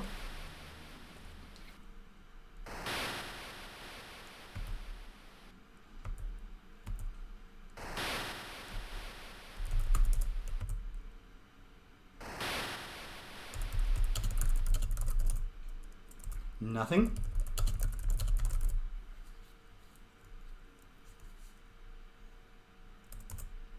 Nothing.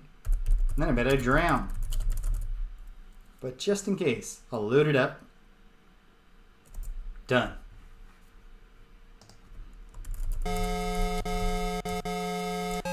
Alright, well, there's only 2 more places where I haven't swum from, and then the 2 places where I was not looking under the water while I swam. So, we go all the way north till I see the fronds again. Ah, whoops.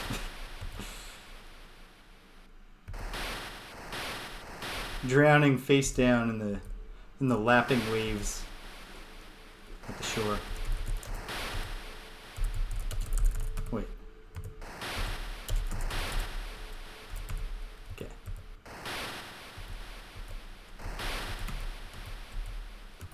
The fact that is the clue about a splash, and the fact that the game recognizes the command look underwater as a thing, really makes me think we're finding a key somewhere underwater to that door. Alright. Can I get in the water from here? Yep.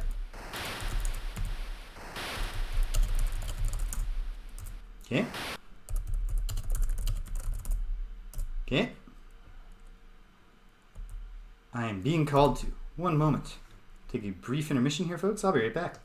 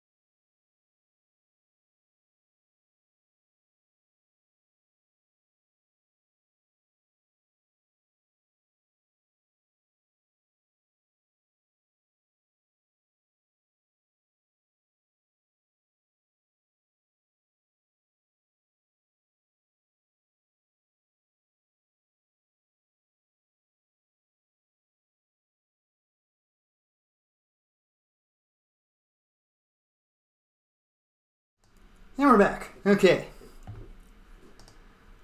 Alright.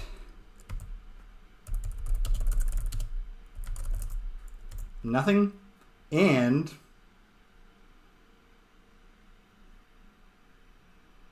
drowned. Okay.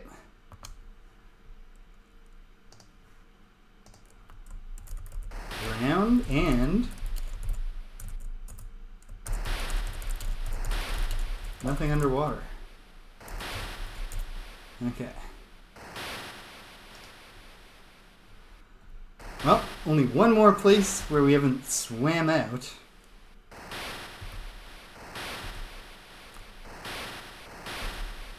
And there's clearly something afoot here, but it could be a matter of, you know, I've got to make a makeshift boat. I need to get some kind of, I need to find swim fins. There could be a lot going on here. A snorkel to dive.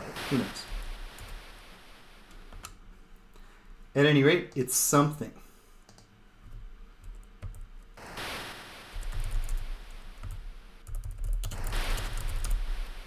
And there's also the possibility, like, there's some rocks. Maybe I need to go to them. Nothing here. Well, this would be the last screen of swim to. Nothing. And if I went up, if I go up, I can just keep swimming. Wait, which means I can complete the looking underwater task everywhere.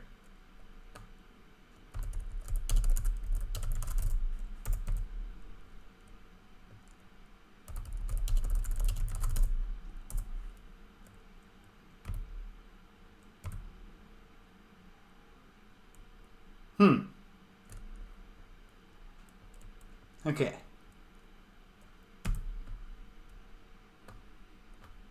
Then I'll drown. Yeah. Okay. So you can't go far out to sea, but you can actually swim for an awfully long time, as long as you don't go too far out to sea. Lose the shore or whatever the reason. It's somehow different. Okay. Well. Drown.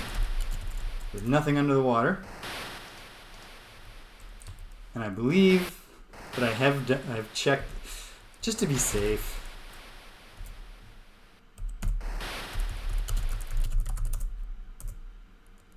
Nothing. Just, well, I'm 100% sure of my coordinates. Okay.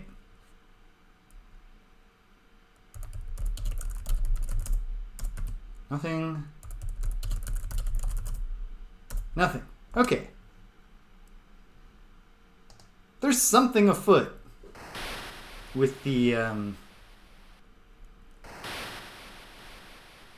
there's something afoot here with the water in the ocean. I don't know exactly what. Just make it clear to myself. With my current everything, because what do I have? What do I have that feels like I could somehow use it here? Nothing.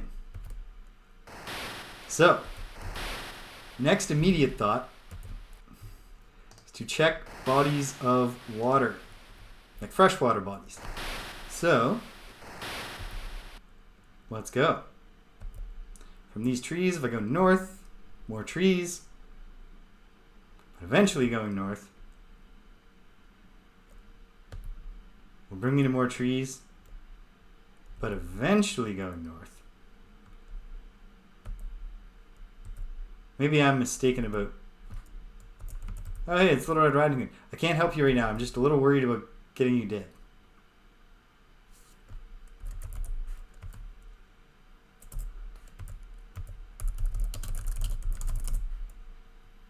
See the bottom of the lake.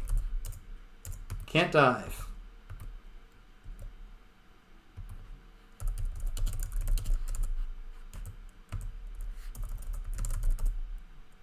Nothing. Okay, so where did I write it? Lake with mini island. Okay, hold on. Checked under. Boom, boom, boom. C and D3. Alright. Where's my next lake to check? Being systematic here. From here, if I go north and then west. Oh, uh-oh. There we go. West and then north, I guess. Okay. There's the house. I guess I'll check again. Is it back to being grandma?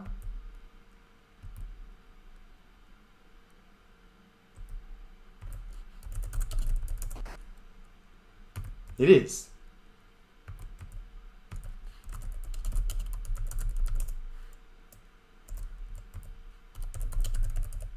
You want some soup, Grandma?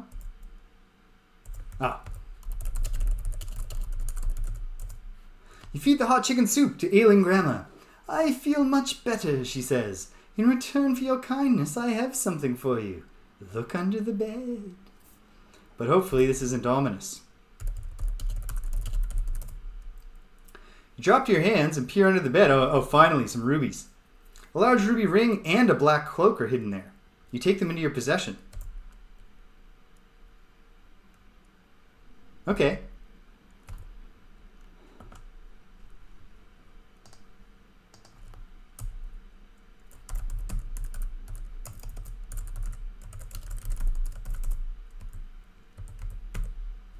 Guess we've helped Grandma. I guess. Look at the ring. The ring is an enormous red ruby. The initials CD are engraved inside the gold band. Let's find out. Look at the cloak. The black cloak would better fit a man taller than you. Red satin lines the inside. Maybe we do need the stake for a vampire if there's somebody who would look good in this particular ominous cloak. But let's find out. With a flourish, you fling the black cloak around your neck and fasten it. But there's no special graphic for it. And I can take off the cloak. No score, but alright. I've got a cloak. I don't know why I care about it.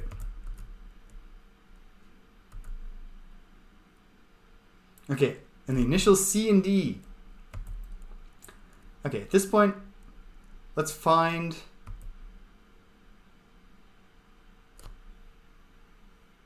That makes a lot of sense. If we already have a stake and we have a real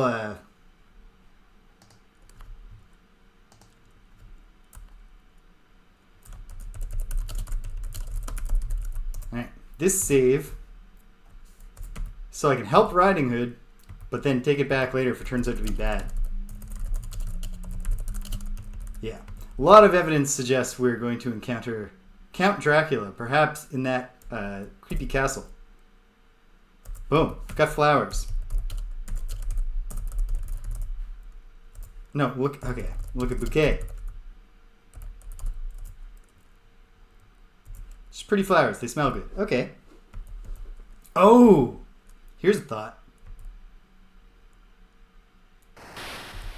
Might be nothing, but hold on.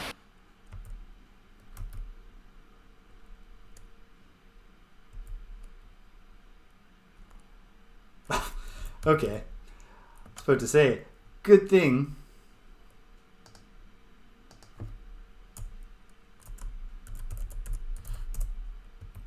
Hopefully it actually accepted the bird save game name. This is what I was worried about. She didn't seem to notice me. Does she just disappear if I try a couple times? Yep.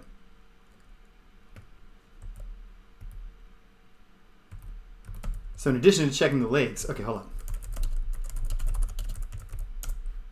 Can't do it. Okay. I'm going to hold out for now. Just on the general theory that, like, that bird stopped singing suddenly.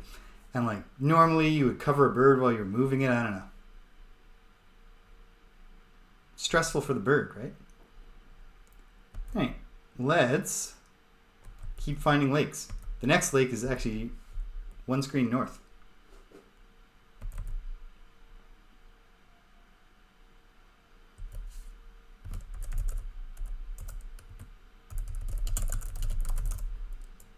See the bottom of the lake? It's clear water.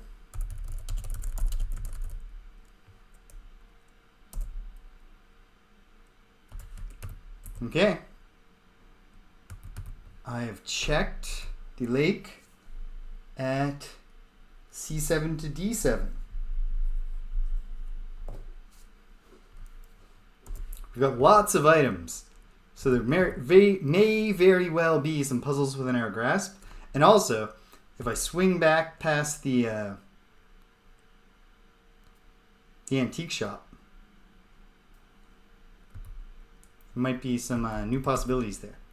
There are many more lakes. Some of them a little poisonous. Trees and log. This is where I found the mallet. Inside that tree. So next, chasm. And then north from the chasm, a lovely little lake.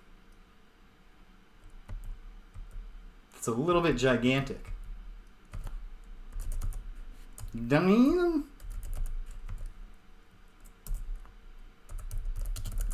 It's very, you really don't want to have a stroke while you're swimming. Okay. This is a big lake though. 3 screens at least. Okay. And north, the lake is over. Okay. So I've checked the lake at F6 through H6.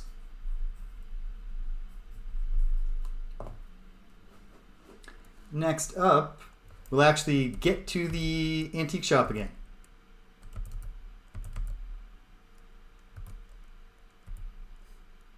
It's going to be very stressful for me if I can trade some of this jewelry for items that seem important.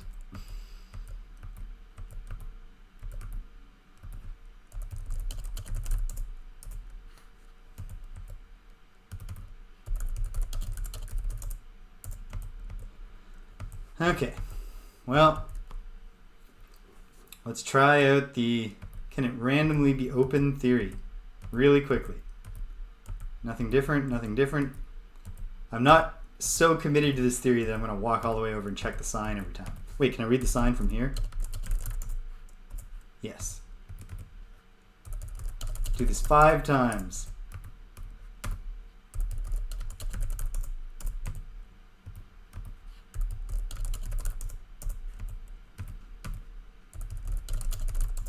Okay, it seems to remain closed for now. That's fine. If I go north, pretty little pond.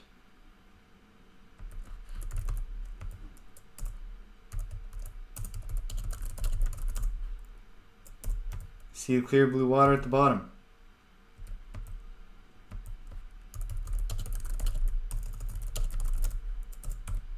Water at the bottom.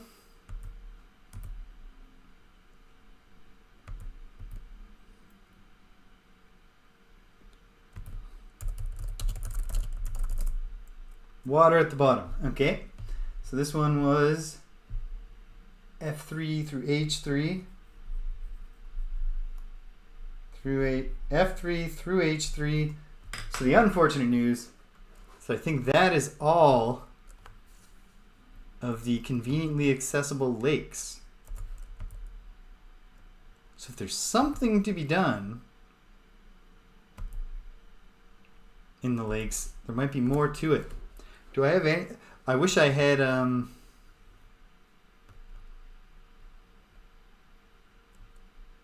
wish I had something like there was a rock I could pick up. Like what if it's like throw a rock in a special lake or something. Okay. Okay.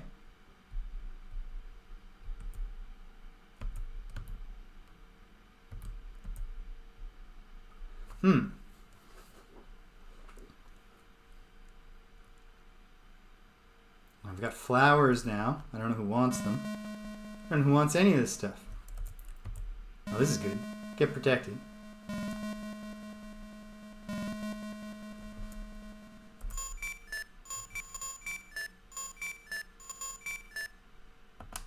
Thank you, my dear.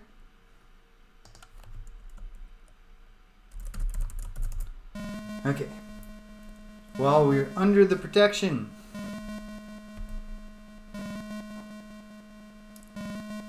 what were you surprised by? British? Okay, from here, I don't know. I don't know what's next. There aren't that many NPCs. You know what? I ought to pop by Grandma's cottage and see if Riding Hood has made it there somehow. And hopefully not been eaten.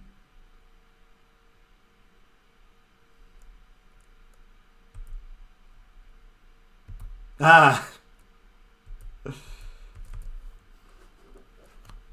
If only the fairy protection could just infiltrate other games.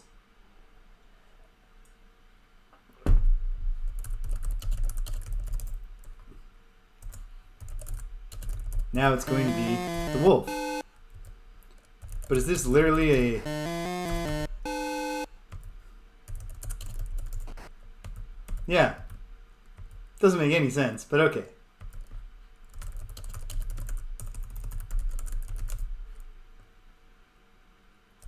Well, she's grateful. She probably doesn't want me going through her drawers.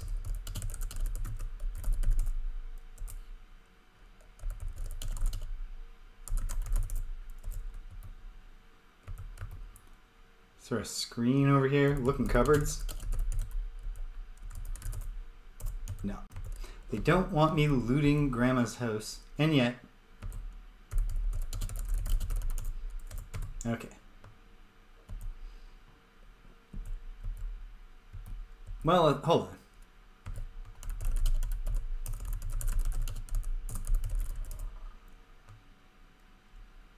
No, she doesn't want my flowers. She's too good for flowers. Okay.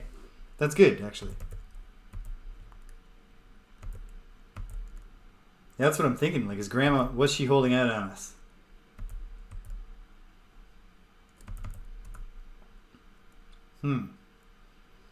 Okay.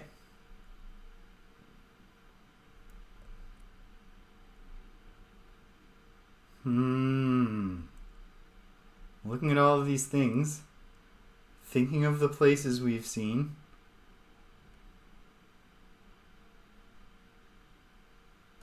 I don't know. I can't open the brooch.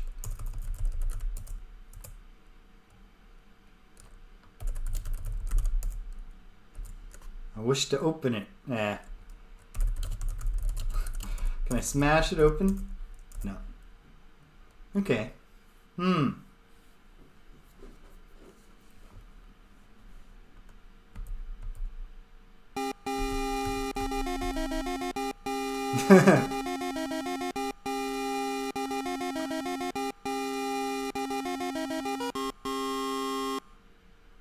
Nice. And a very careful evading of copyright issues with that pseudo 60s Batman theme. Nicely done.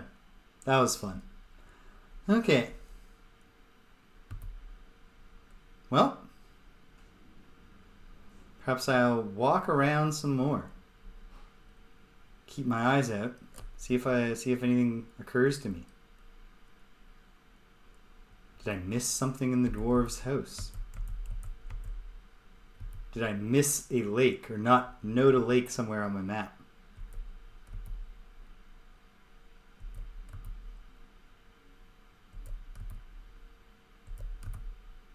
Well, she was hiding a ruby ring. Get away from me, dwarf. Even though I do have fairy protection. Yeah, I don't see how I can stake the bridge better here. Also, when the bridge collapsed, it had nothing to do with how strong the supports were.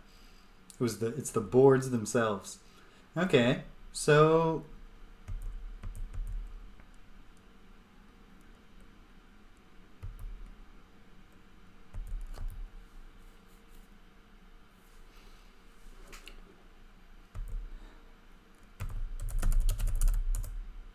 Now I'm wearing the beautiful red ring. Cool. Necklace doesn't fit. What can I wear? Brooch clashes. Well, in theory, then, most of the... Can't wear the bracelet. It's a good sign that the ring fits my hand. I tried the necklace, I tried the brooch, I tried the bracelet. Obviously, I also have the cloak.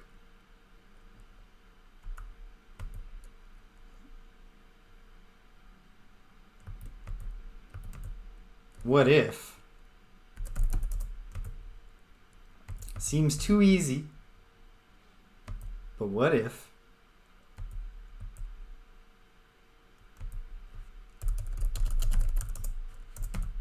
Still closed.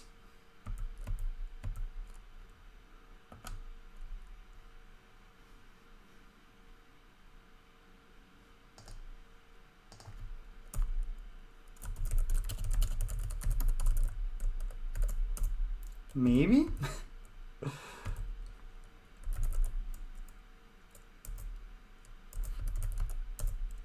No. The ring affords no protection from poison.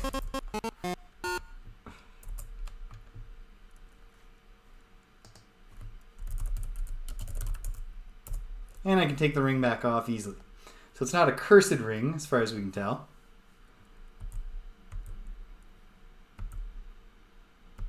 Well, hold on. Can I throw anything in the lake?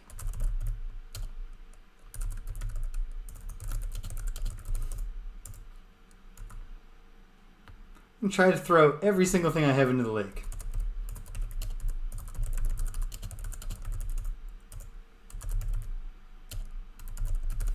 Probably can't. No. Can I throw it, period? No. Okay.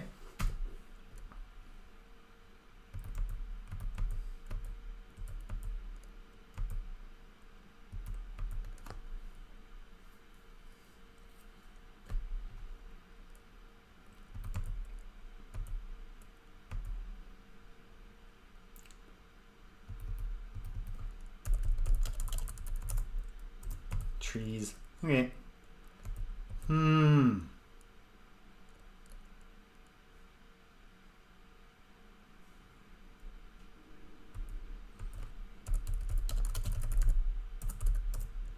Just rocks. Okay. I don't have any great ideas right now. Or any ideas. Let alone great ones.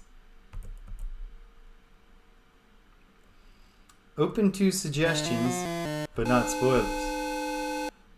Aha! The protection of the fairy. I've thwarted Hagatha.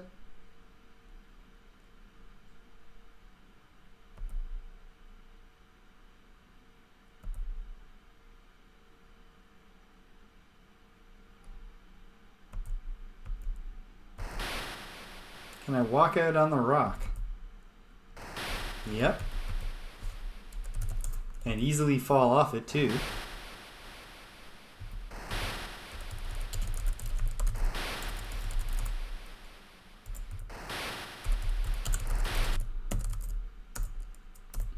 Feel like I ought to. Maybe I should go up and down the shoreline just to make sure I've tried it on every coastal screen.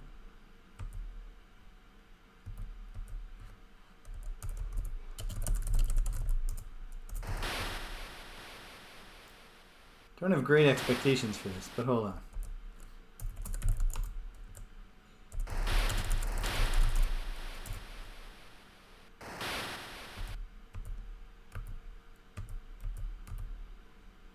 Can I swim through here? Yes, but that doesn't matter.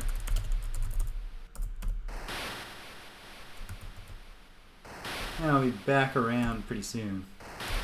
If not already. No, I didn't go into the water here. Can I climb onto this rock? Is there any reason I'd want to?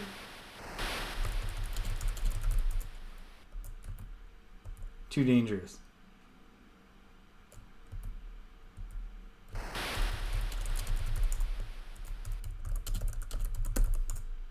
No. Okay. And now one last thought. Can't dive? Probably can't dive anywhere. Or what if I have to say dive underwater?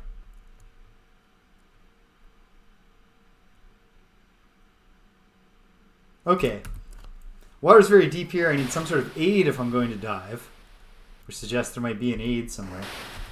What if it's the ring? It's probably not. It's the only thing I... Well, I can also wear the cloak. But also, now I gotta go back to all the lakes. Yeah. Okay. Must return to the lakes. Because what if, with the full sentence, dive underwater, I can actually get under there. Alright, from the clamshell beach. Should be 2 screens north to the lake with the mini island. Find out if we're allowed to dive under lake water.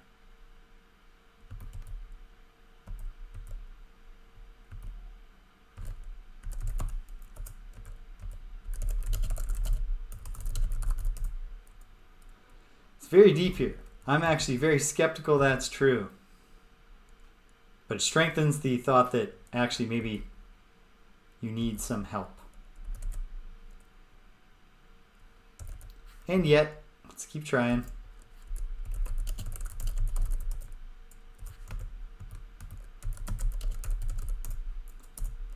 And actually, let's...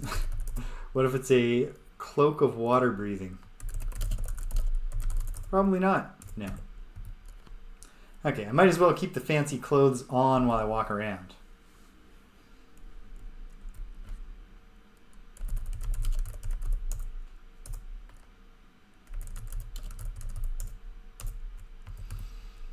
Okay. Well.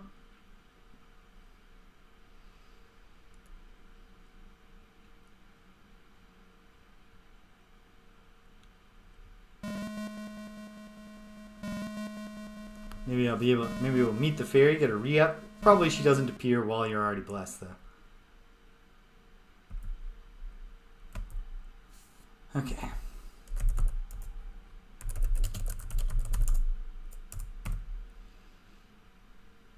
You need some sort of aid, it seems.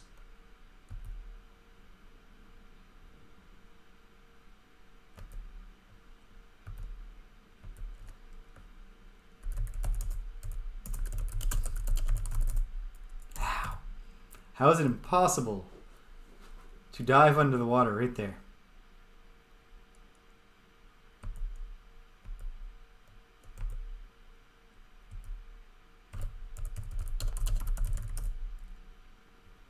We've got this silver cross, which suggests like... Wait, hold on. Okay. I got points for putting the cross on. Should have tried that right away. Well, now we're saved. Probably the point of the cross is not to let me swim underwater, but what if that'll play some sort of role in, say, an encounter with Hagatha? Let's go to Hagatha's lair for a moment. No, like, fruit or anything like that has turned up anywhere. Wait a minute, do I have the earrings? Yes. Did I look at them? Of course I did. Can I wear them? They're made for more delicate ears. Hell does that mean? I thought they would just say, you know, King Graham doesn't have his ears pierced.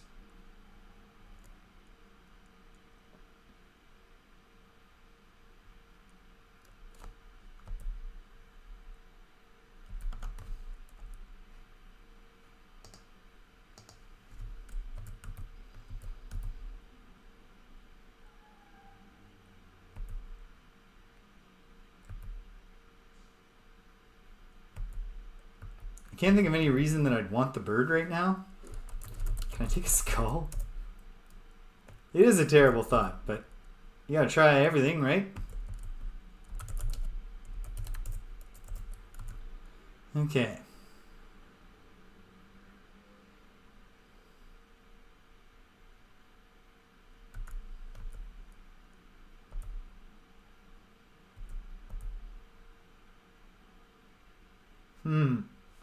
What else is there to revisit?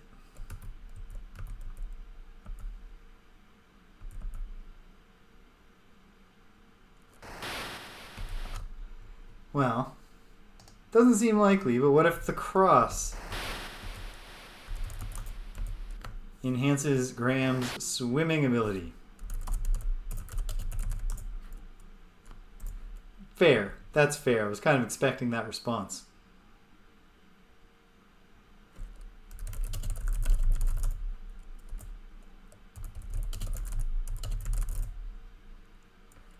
And we drowned. Okay. It didn't seem super likely there. Okay.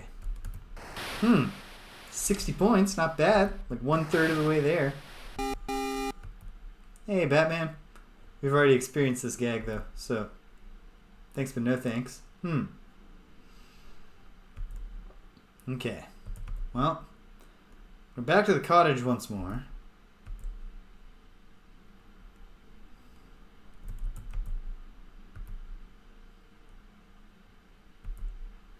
Maybe I'll go back to the monastery too. What I want to test out here, a couple things. For one, if the wolf is in here, does wearing the silver cross help me?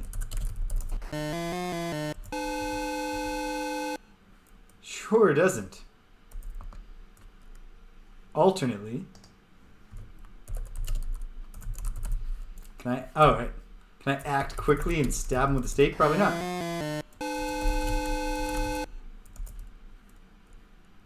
Like, kill the wolf. No? No. Okay.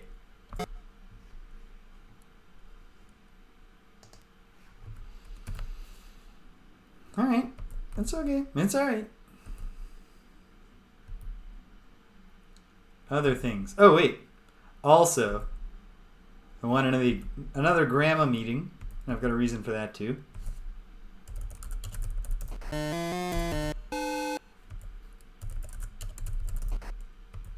Perfect. All right.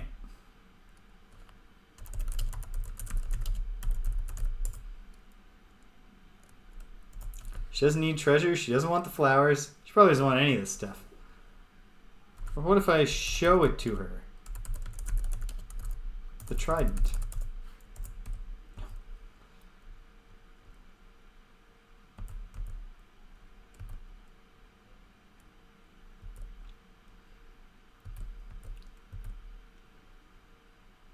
Alternately,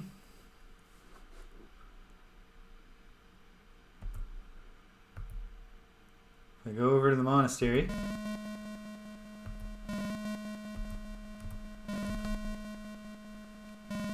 what might happen?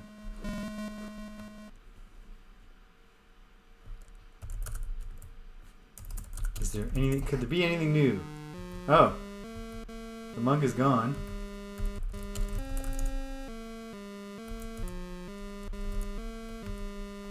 Let me investigate.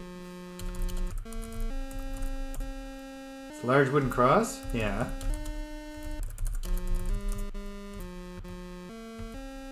Can I go behind? Nope.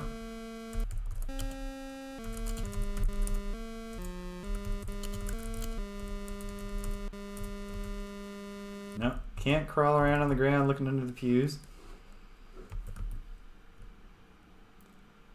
Okay. If I go back and forth, will I meet the monk again, or is the monk just gone once you've fulfilled the get the cross part of the quest?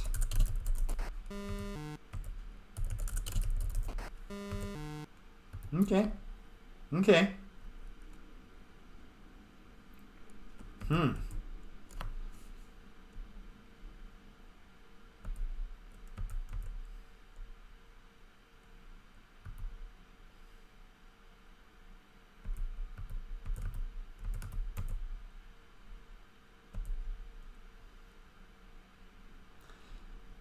Swing by the antique shop once more. Looks like she's still closed.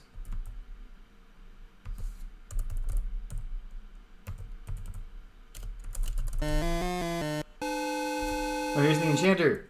But the spell works. It says closed. Oh, wow. Well, thank goodness the spell lasted just long enough. Or what if the enchanter turns me into a bird? Then I can fly over the cliff and find something, or fly to the island. It seems far-fetched. What's going on out to the water? Oh, come on, dude. He's turned me into a froggy. Am I still playing the game? No. Okay, fine. It's bad to be turned into a frog forever. Makes sense, I suppose. Okay.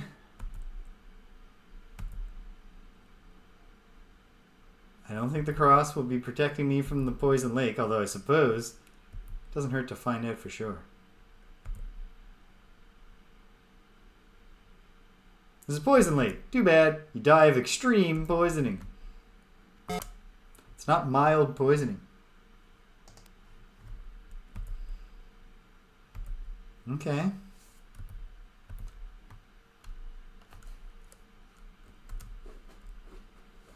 They should have sent, like, you know, you turn into a frog and then, like, a bear comes and steps on you or something. Setting up that pun. Seems like a low-hanging fruit that they opted not to pick. Okay.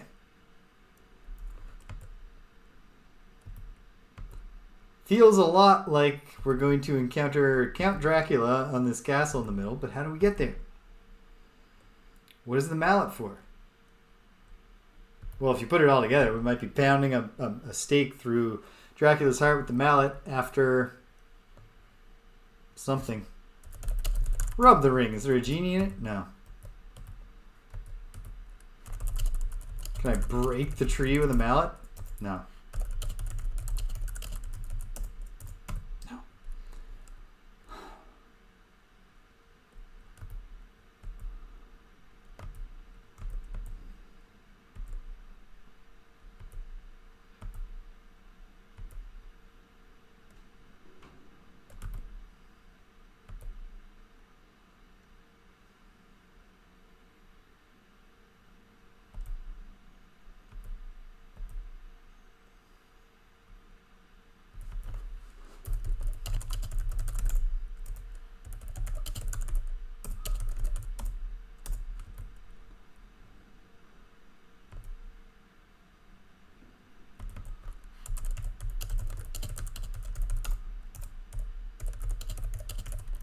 Are there pebbles on the ground? No. Are there actually pebbles? No. There aren't even pebbles.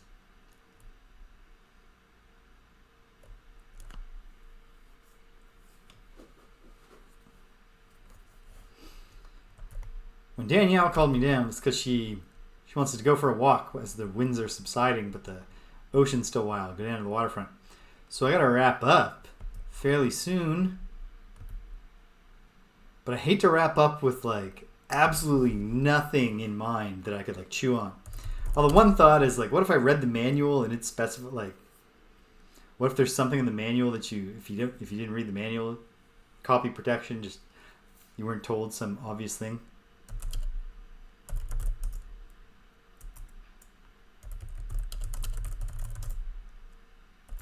There aren't many, but there are 3. No? Okay.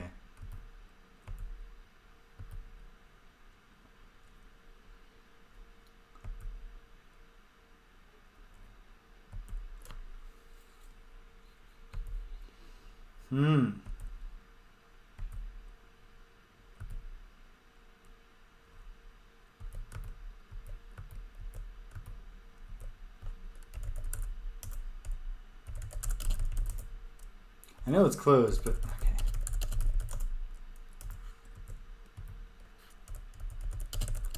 Probably hard to see inside. Yep.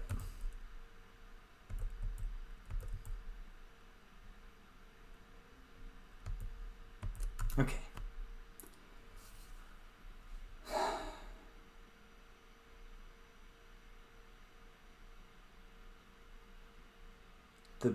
The biggest question mark here is, what's all this jewelry about? So much sapphire jewelry.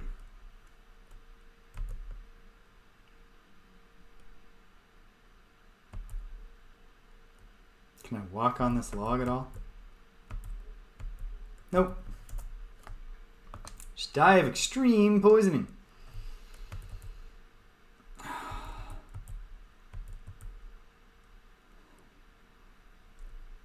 Well, here's a dreadful thought. What if in the ocean you, like, meet a mermaid or something, but it's one of the random encounters?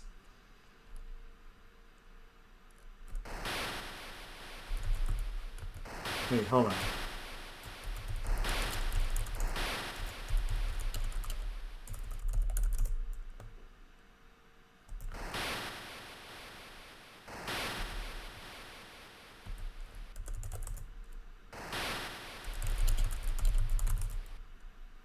very deep.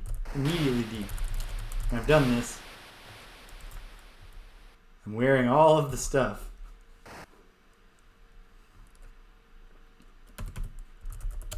Is it a talking fish? No.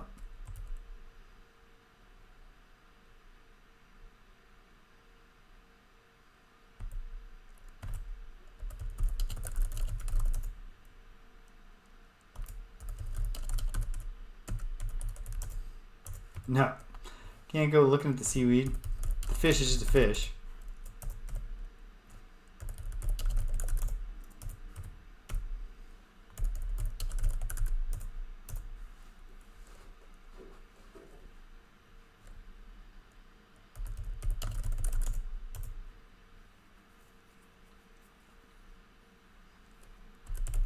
Assume I still can't dive. Why would I be able to here?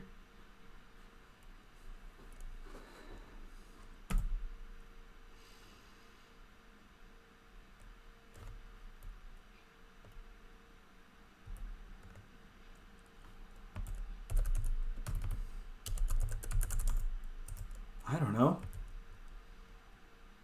Maybe I should stick it in the sand on the beach and see if it parts the water. Like Moses' staff. Doesn't seem... That doesn't feel like a hunch.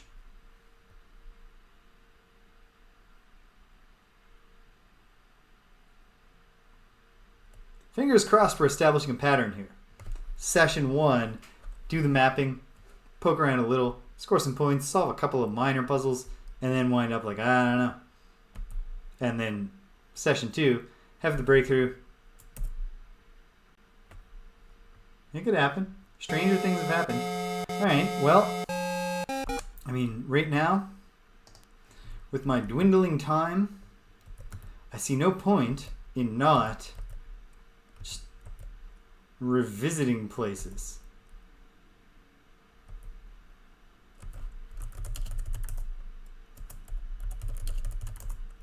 Am I protected? No. Oh, I am. Great.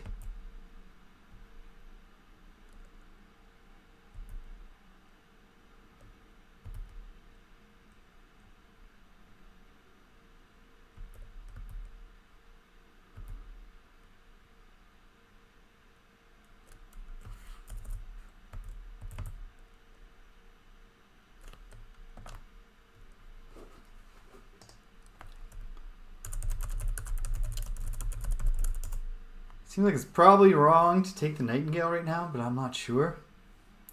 And I'm also going to try this.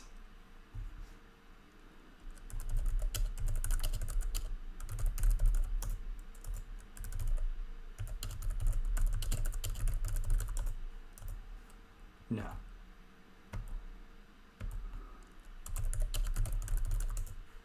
I didn't think you would. Okay.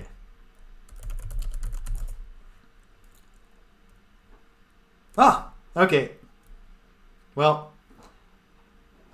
that confirms the instinct to, Oh, you want to leave, Astra? Here you go, sweetie. Thanks for stopping by. I think this strongly confirms my theory that I want to cover the nightingale before I take it.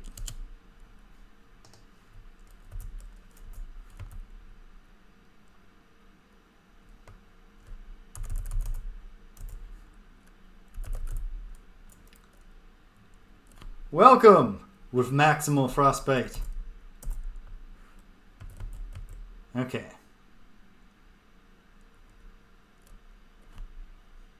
Gonna try. What if I hide behind this rock and just see if Hagatha comes back? Why could that possibly be beneficial to me?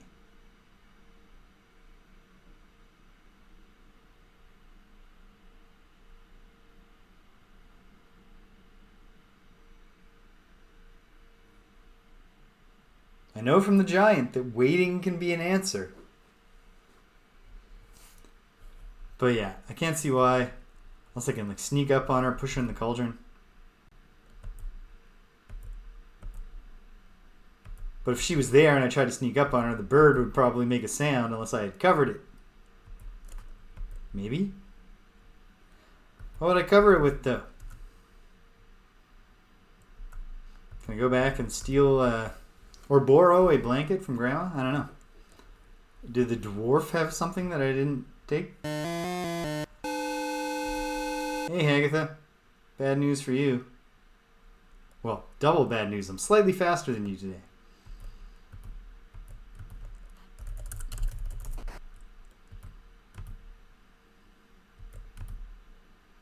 Is there anything I missed in the dwarf house?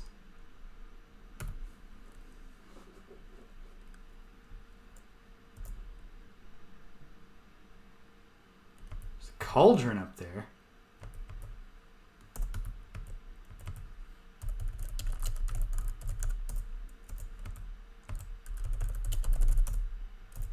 Yeah, and what would I be dousing it with? I don't even know. Didn't think that one through.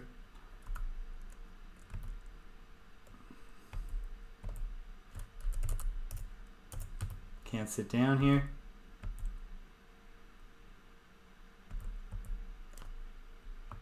Okay.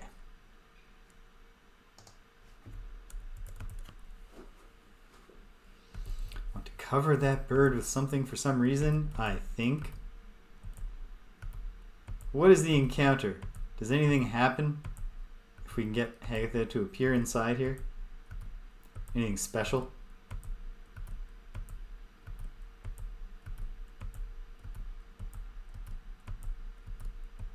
Huh.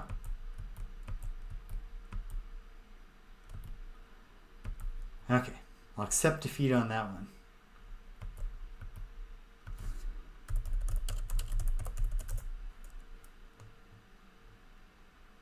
She does, yes. I did know that.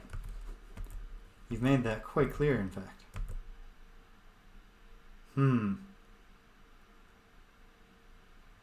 Yeah, there's just like... There's not all that much happening. Like there's Agatha's Cave, the dwarf house, Granny's cottage.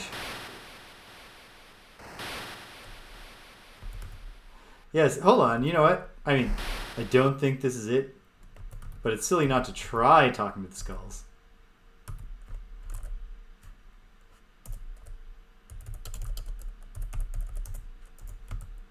No. Can I take this skull? No, same thought. Why would I want to do such a terrible thing? I don't want to. I'm just trying. I'm checking all my bases. Ooh. There's a little way through there. Does nothing for me. That's cool.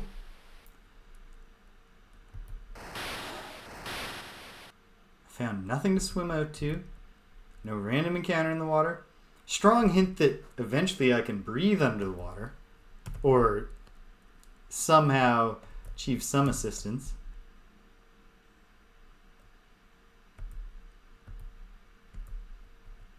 Got the trident and no clue what to do. Oh great, I've lost the fairy spell. Although that never would have protected me from the wolf anyway.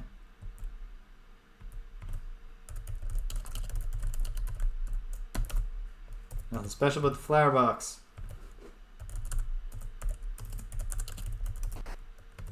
Hey, Grandma.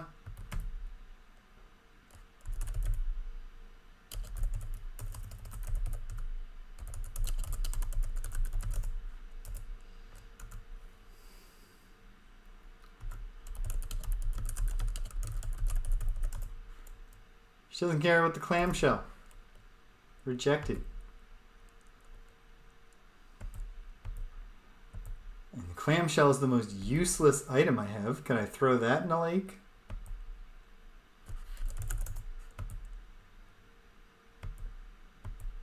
Or is this rock so small I can move it?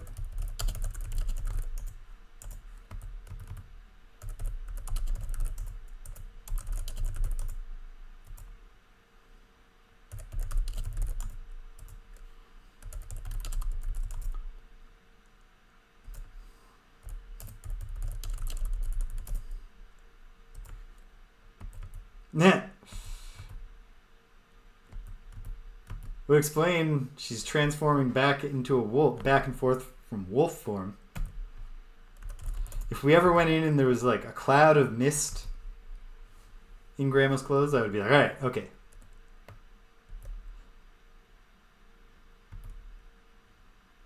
Grandma's a vampire. We really messed up by sending Riding Hood to her. Real bad.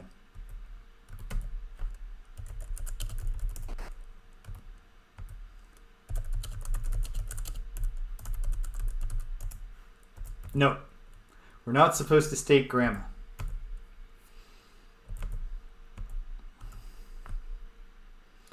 A lot of jewelry. A cloak that I'm wearing that doesn't seem to do anything. But also...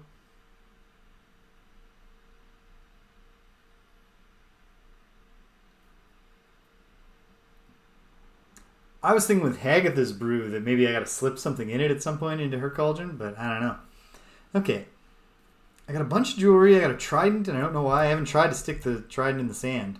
I don't think that's going to be the answer. But who knows?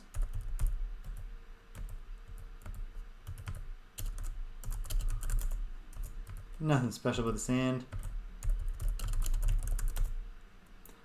Plenty of green grass. Okay, hold on. I can look at ground. Will that ever matter?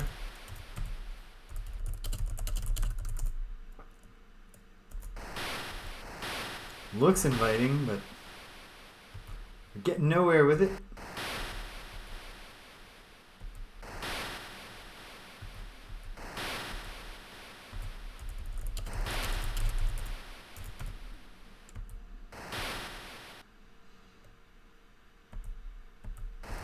Okay.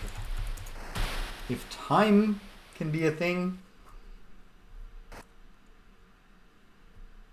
let me swim out. And just see if a mermaid or something shows up. Probably not. Probably just Graham gets tired and drowns. Boom, boom, boom, boom, boom. Or maybe he can actually just tread water forever. Okay.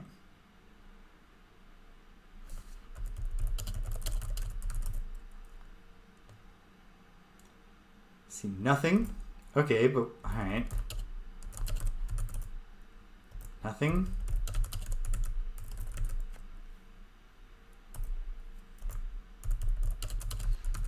Nothing. That's 3 times. When I've done it 7 times, I've done it every time. It's 4. It's 5.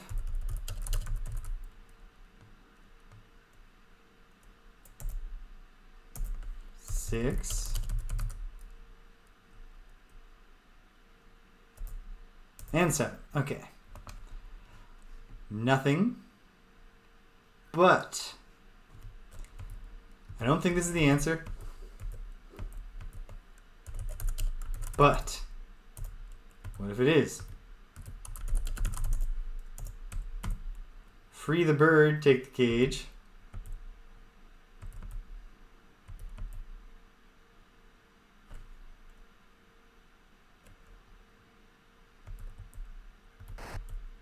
Seems far-fetched.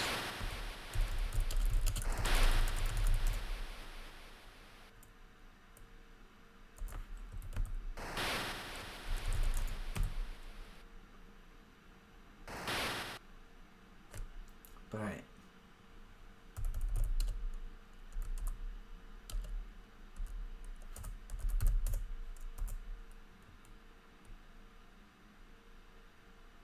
No, this didn't really make sense. I didn't fully think this out. It's just like, birds. When you see birds at sea, that's when you know there's an island. Or land of some sort.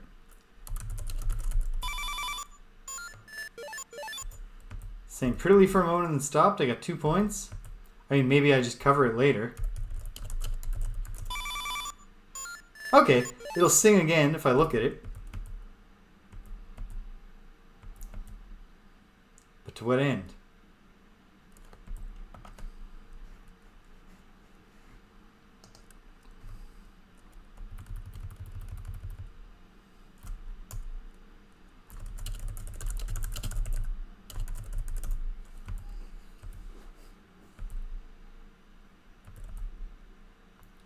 This feels far-fetched also, for the same reason.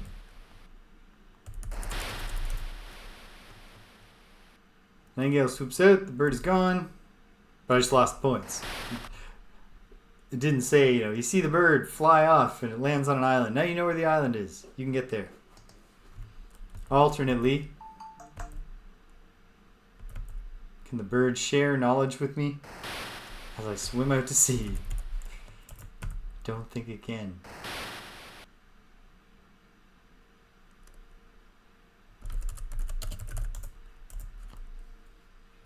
Catch fish with bird. Something else I could put in the cage. Can't think of anything I'd want to put in the cage.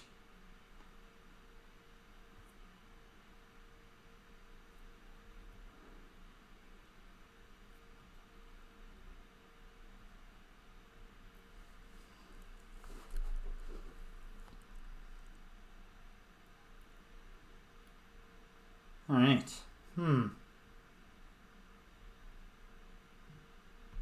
Any other thoughts? Well, at this point, having taken every action I can think of to take, including the ones that at some points I thought maybe I shouldn't do this just yet, I will proceed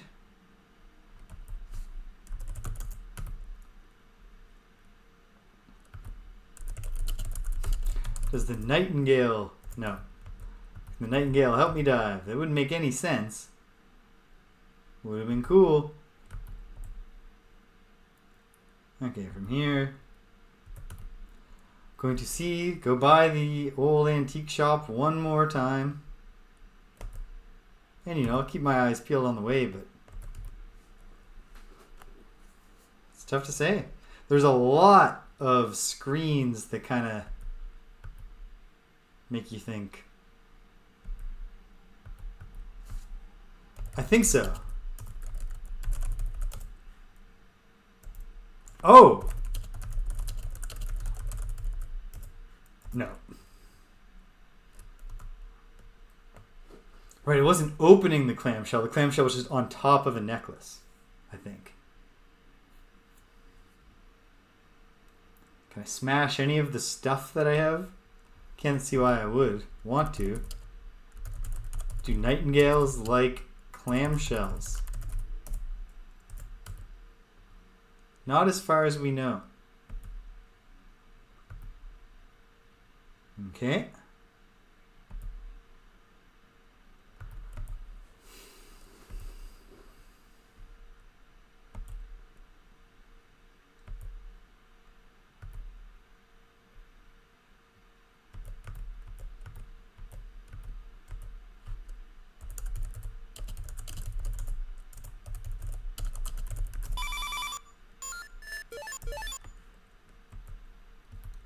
Not attracted by the sound.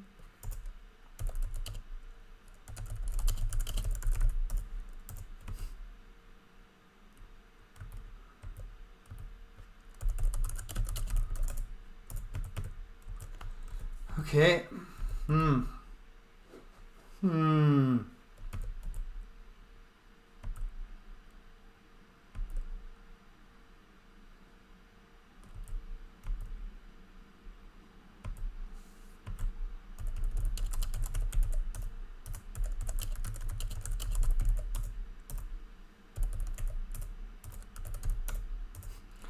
Maybe I can fly because I'm wearing the cloak, or I've got Dracula's ring. I don't know.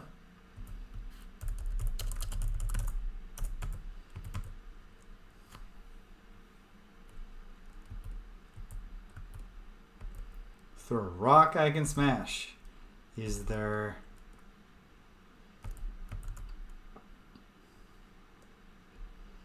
Gotta make a splash. But it feels like it's probably find something that'll let you go under the water.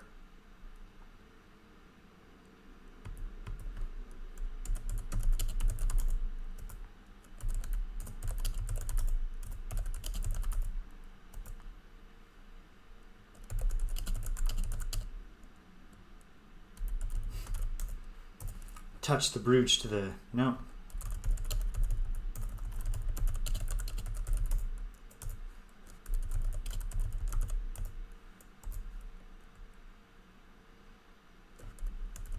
Is there any reason to drop anything?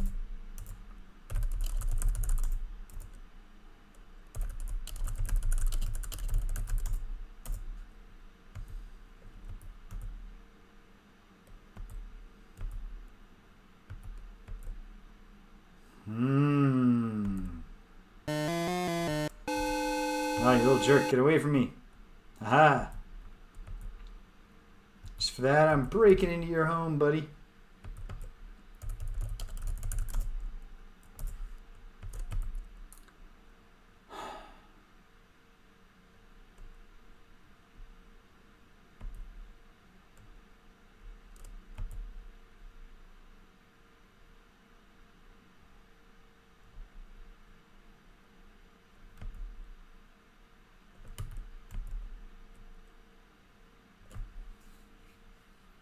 Well, I think this might be where I'm stuck for now.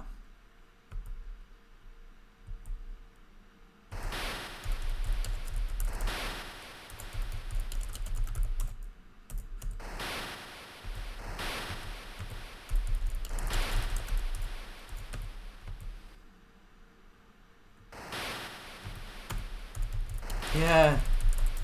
It's rusty, corroded, looks somewhat like a pitchfork.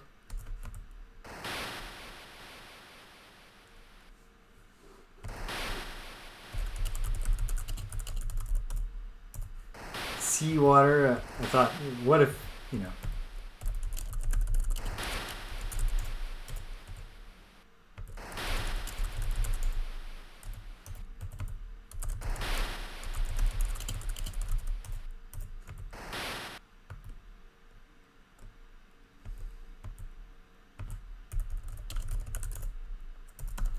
Okay, once more through the items. Pretty flowers, okay. Bracelet, fits a small wrist. Kind of feels like a lot of this is all forward looking to win the heart. Girl. Enormous ruby, red ruby, which suggests it's separate from the rest of the things. It's a ring.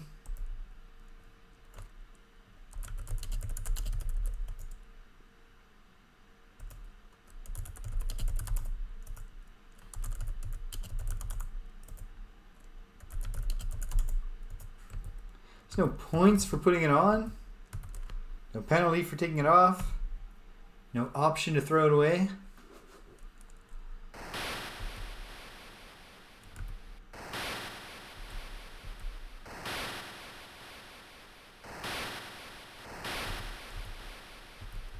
Would Grandma like to hear the little birds sing? That feels far-fetched. Feels like we're probably done with Grandma.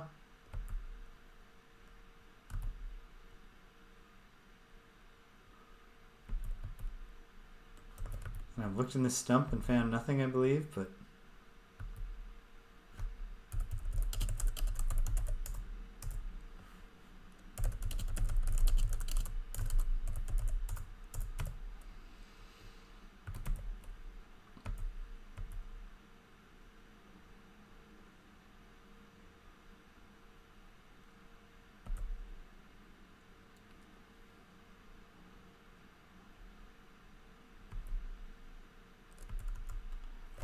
Nothing I can fill with water, I don't think. Fill...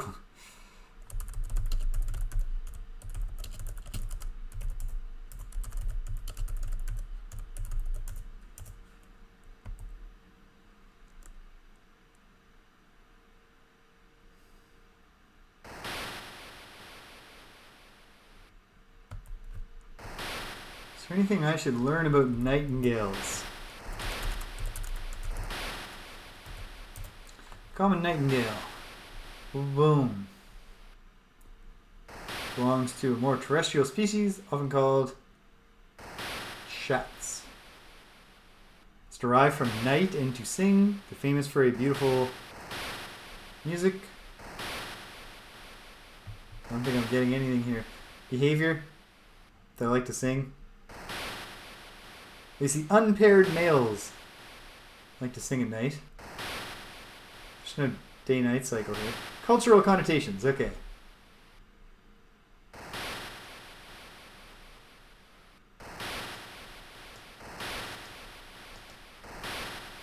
Boom. Boom. It's the national bird of Ukraine and of Iran.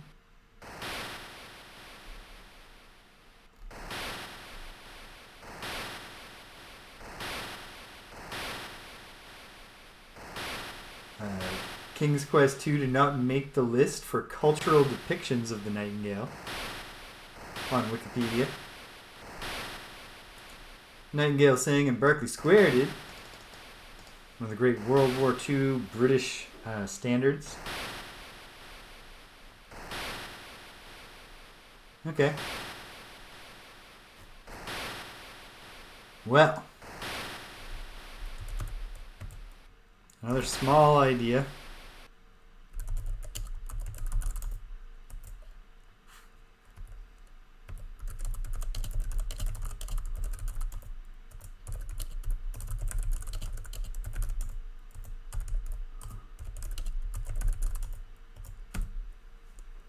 Had several thoughts to the extent of like, can I attract mermaids by being like, hey look, I found your trident. No.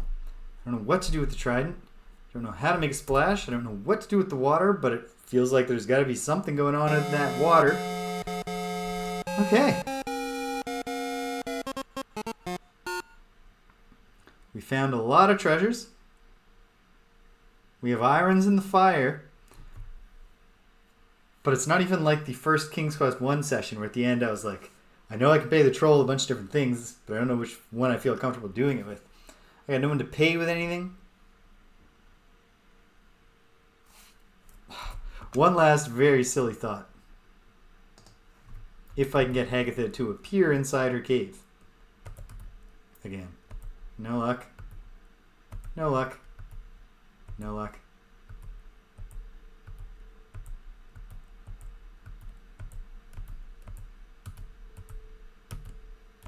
No.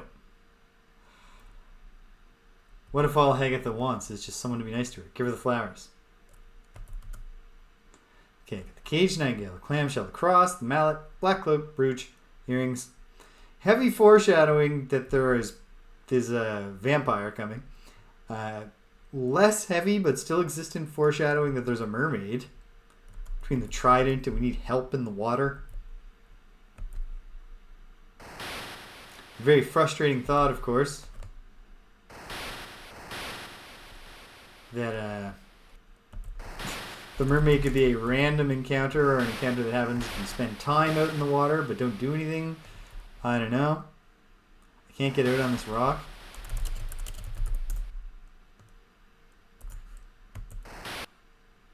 And then there's just nothing in the ocean. Okay.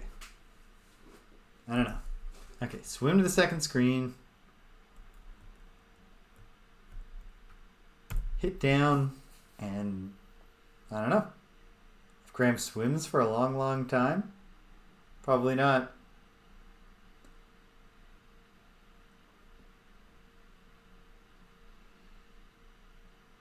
During the Romantic era, the symbolism of the nightingale shifted towards it being a poet in its own right, but also a master of the superior art that could inspire the human poet.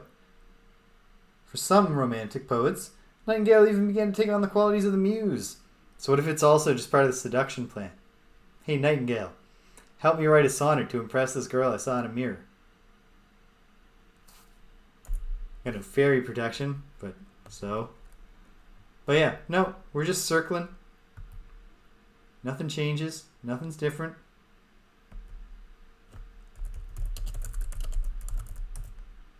There's nothing to see under the water.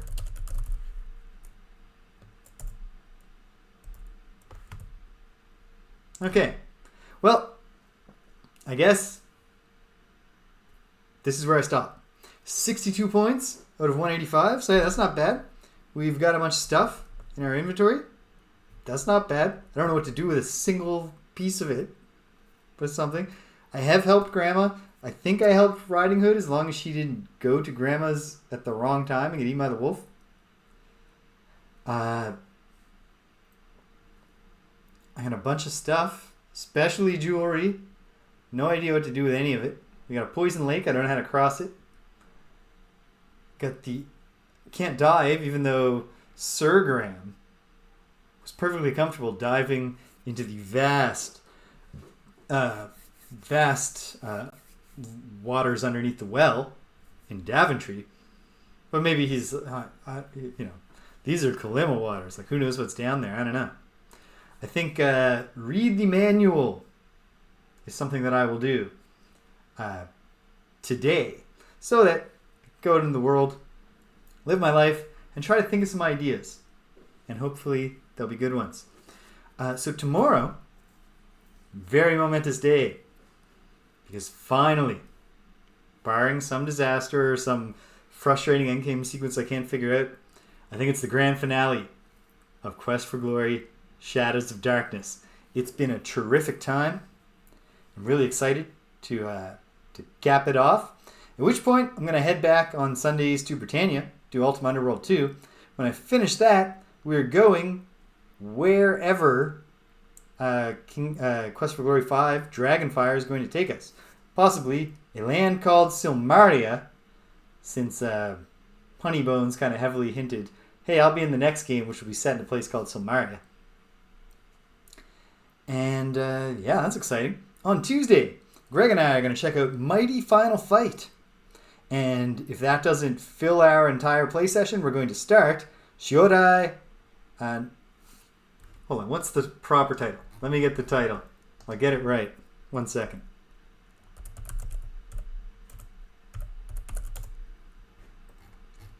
While I'm doing this, I'll say, hey, I've done games in the past, and if you missed me doing any of them, you can swing by the YouTube. I got a YouTube which doesn't have everything that I ever did, especially my first playthrough, my first thing I did on here, which was Ultima 5, Warriors of Destiny. That's still off in the future. I got to edit those videos. I will, someday. I'm working on the Star Control 2 playthrough that I did. 25 sessions it took me. 3 attempts before, because I failed twice. There's a failure state in that game. Okay, where is it? Where is it? Come on. Shodai Neketsu Kawakunio-kun. Roughly, the original Neketsu tough guy, Kunio. Or the original hot-blooded tough guy, Kunio, it could be. Since Negetsu means, I believe, hot-blooded. But it is also the high school he goes to. Hot-blooded high. Alright. And then, yeah. If ever I find the opportunity, I will play Ogre Battle again. If I find a smaller opportunity, like I got an hour or two, I'm getting awfully close to the end of Adventures of Lola 3. Come Friday, it's Friday Night Frosthaven. And then we're back here in Kolyma again, and hopefully I've thought of something. There's also a Discord, as long as I'm plugging stuff. Join or invite link in the About section here.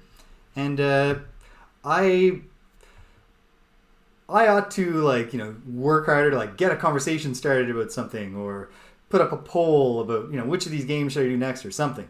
Right now, it's mostly, Stimpinski updates us on his board games and his Ogre Battle. We chat a little bit. I share updates about what's going on. If you're into the Frosthaven campaign, I try to keep a sheet with a record of the campaign. Although it's occurred to me, I should build that into my display spreadsheet so we can actually show it on the show. Very slowly figuring out the show, about 31 episodes in. And yeah, that's where we are. That's where we're going. Cool. If you stuck around to the end, thanks for sticking around to the end. If you came and you left, you cannot hear my voice. I'm glad you stopped by anyway. So thanks for stopping by. And until the next time, that we're all going north and then coming around the same southern point again. Take care of yourselves. And be kind to everyone you meet.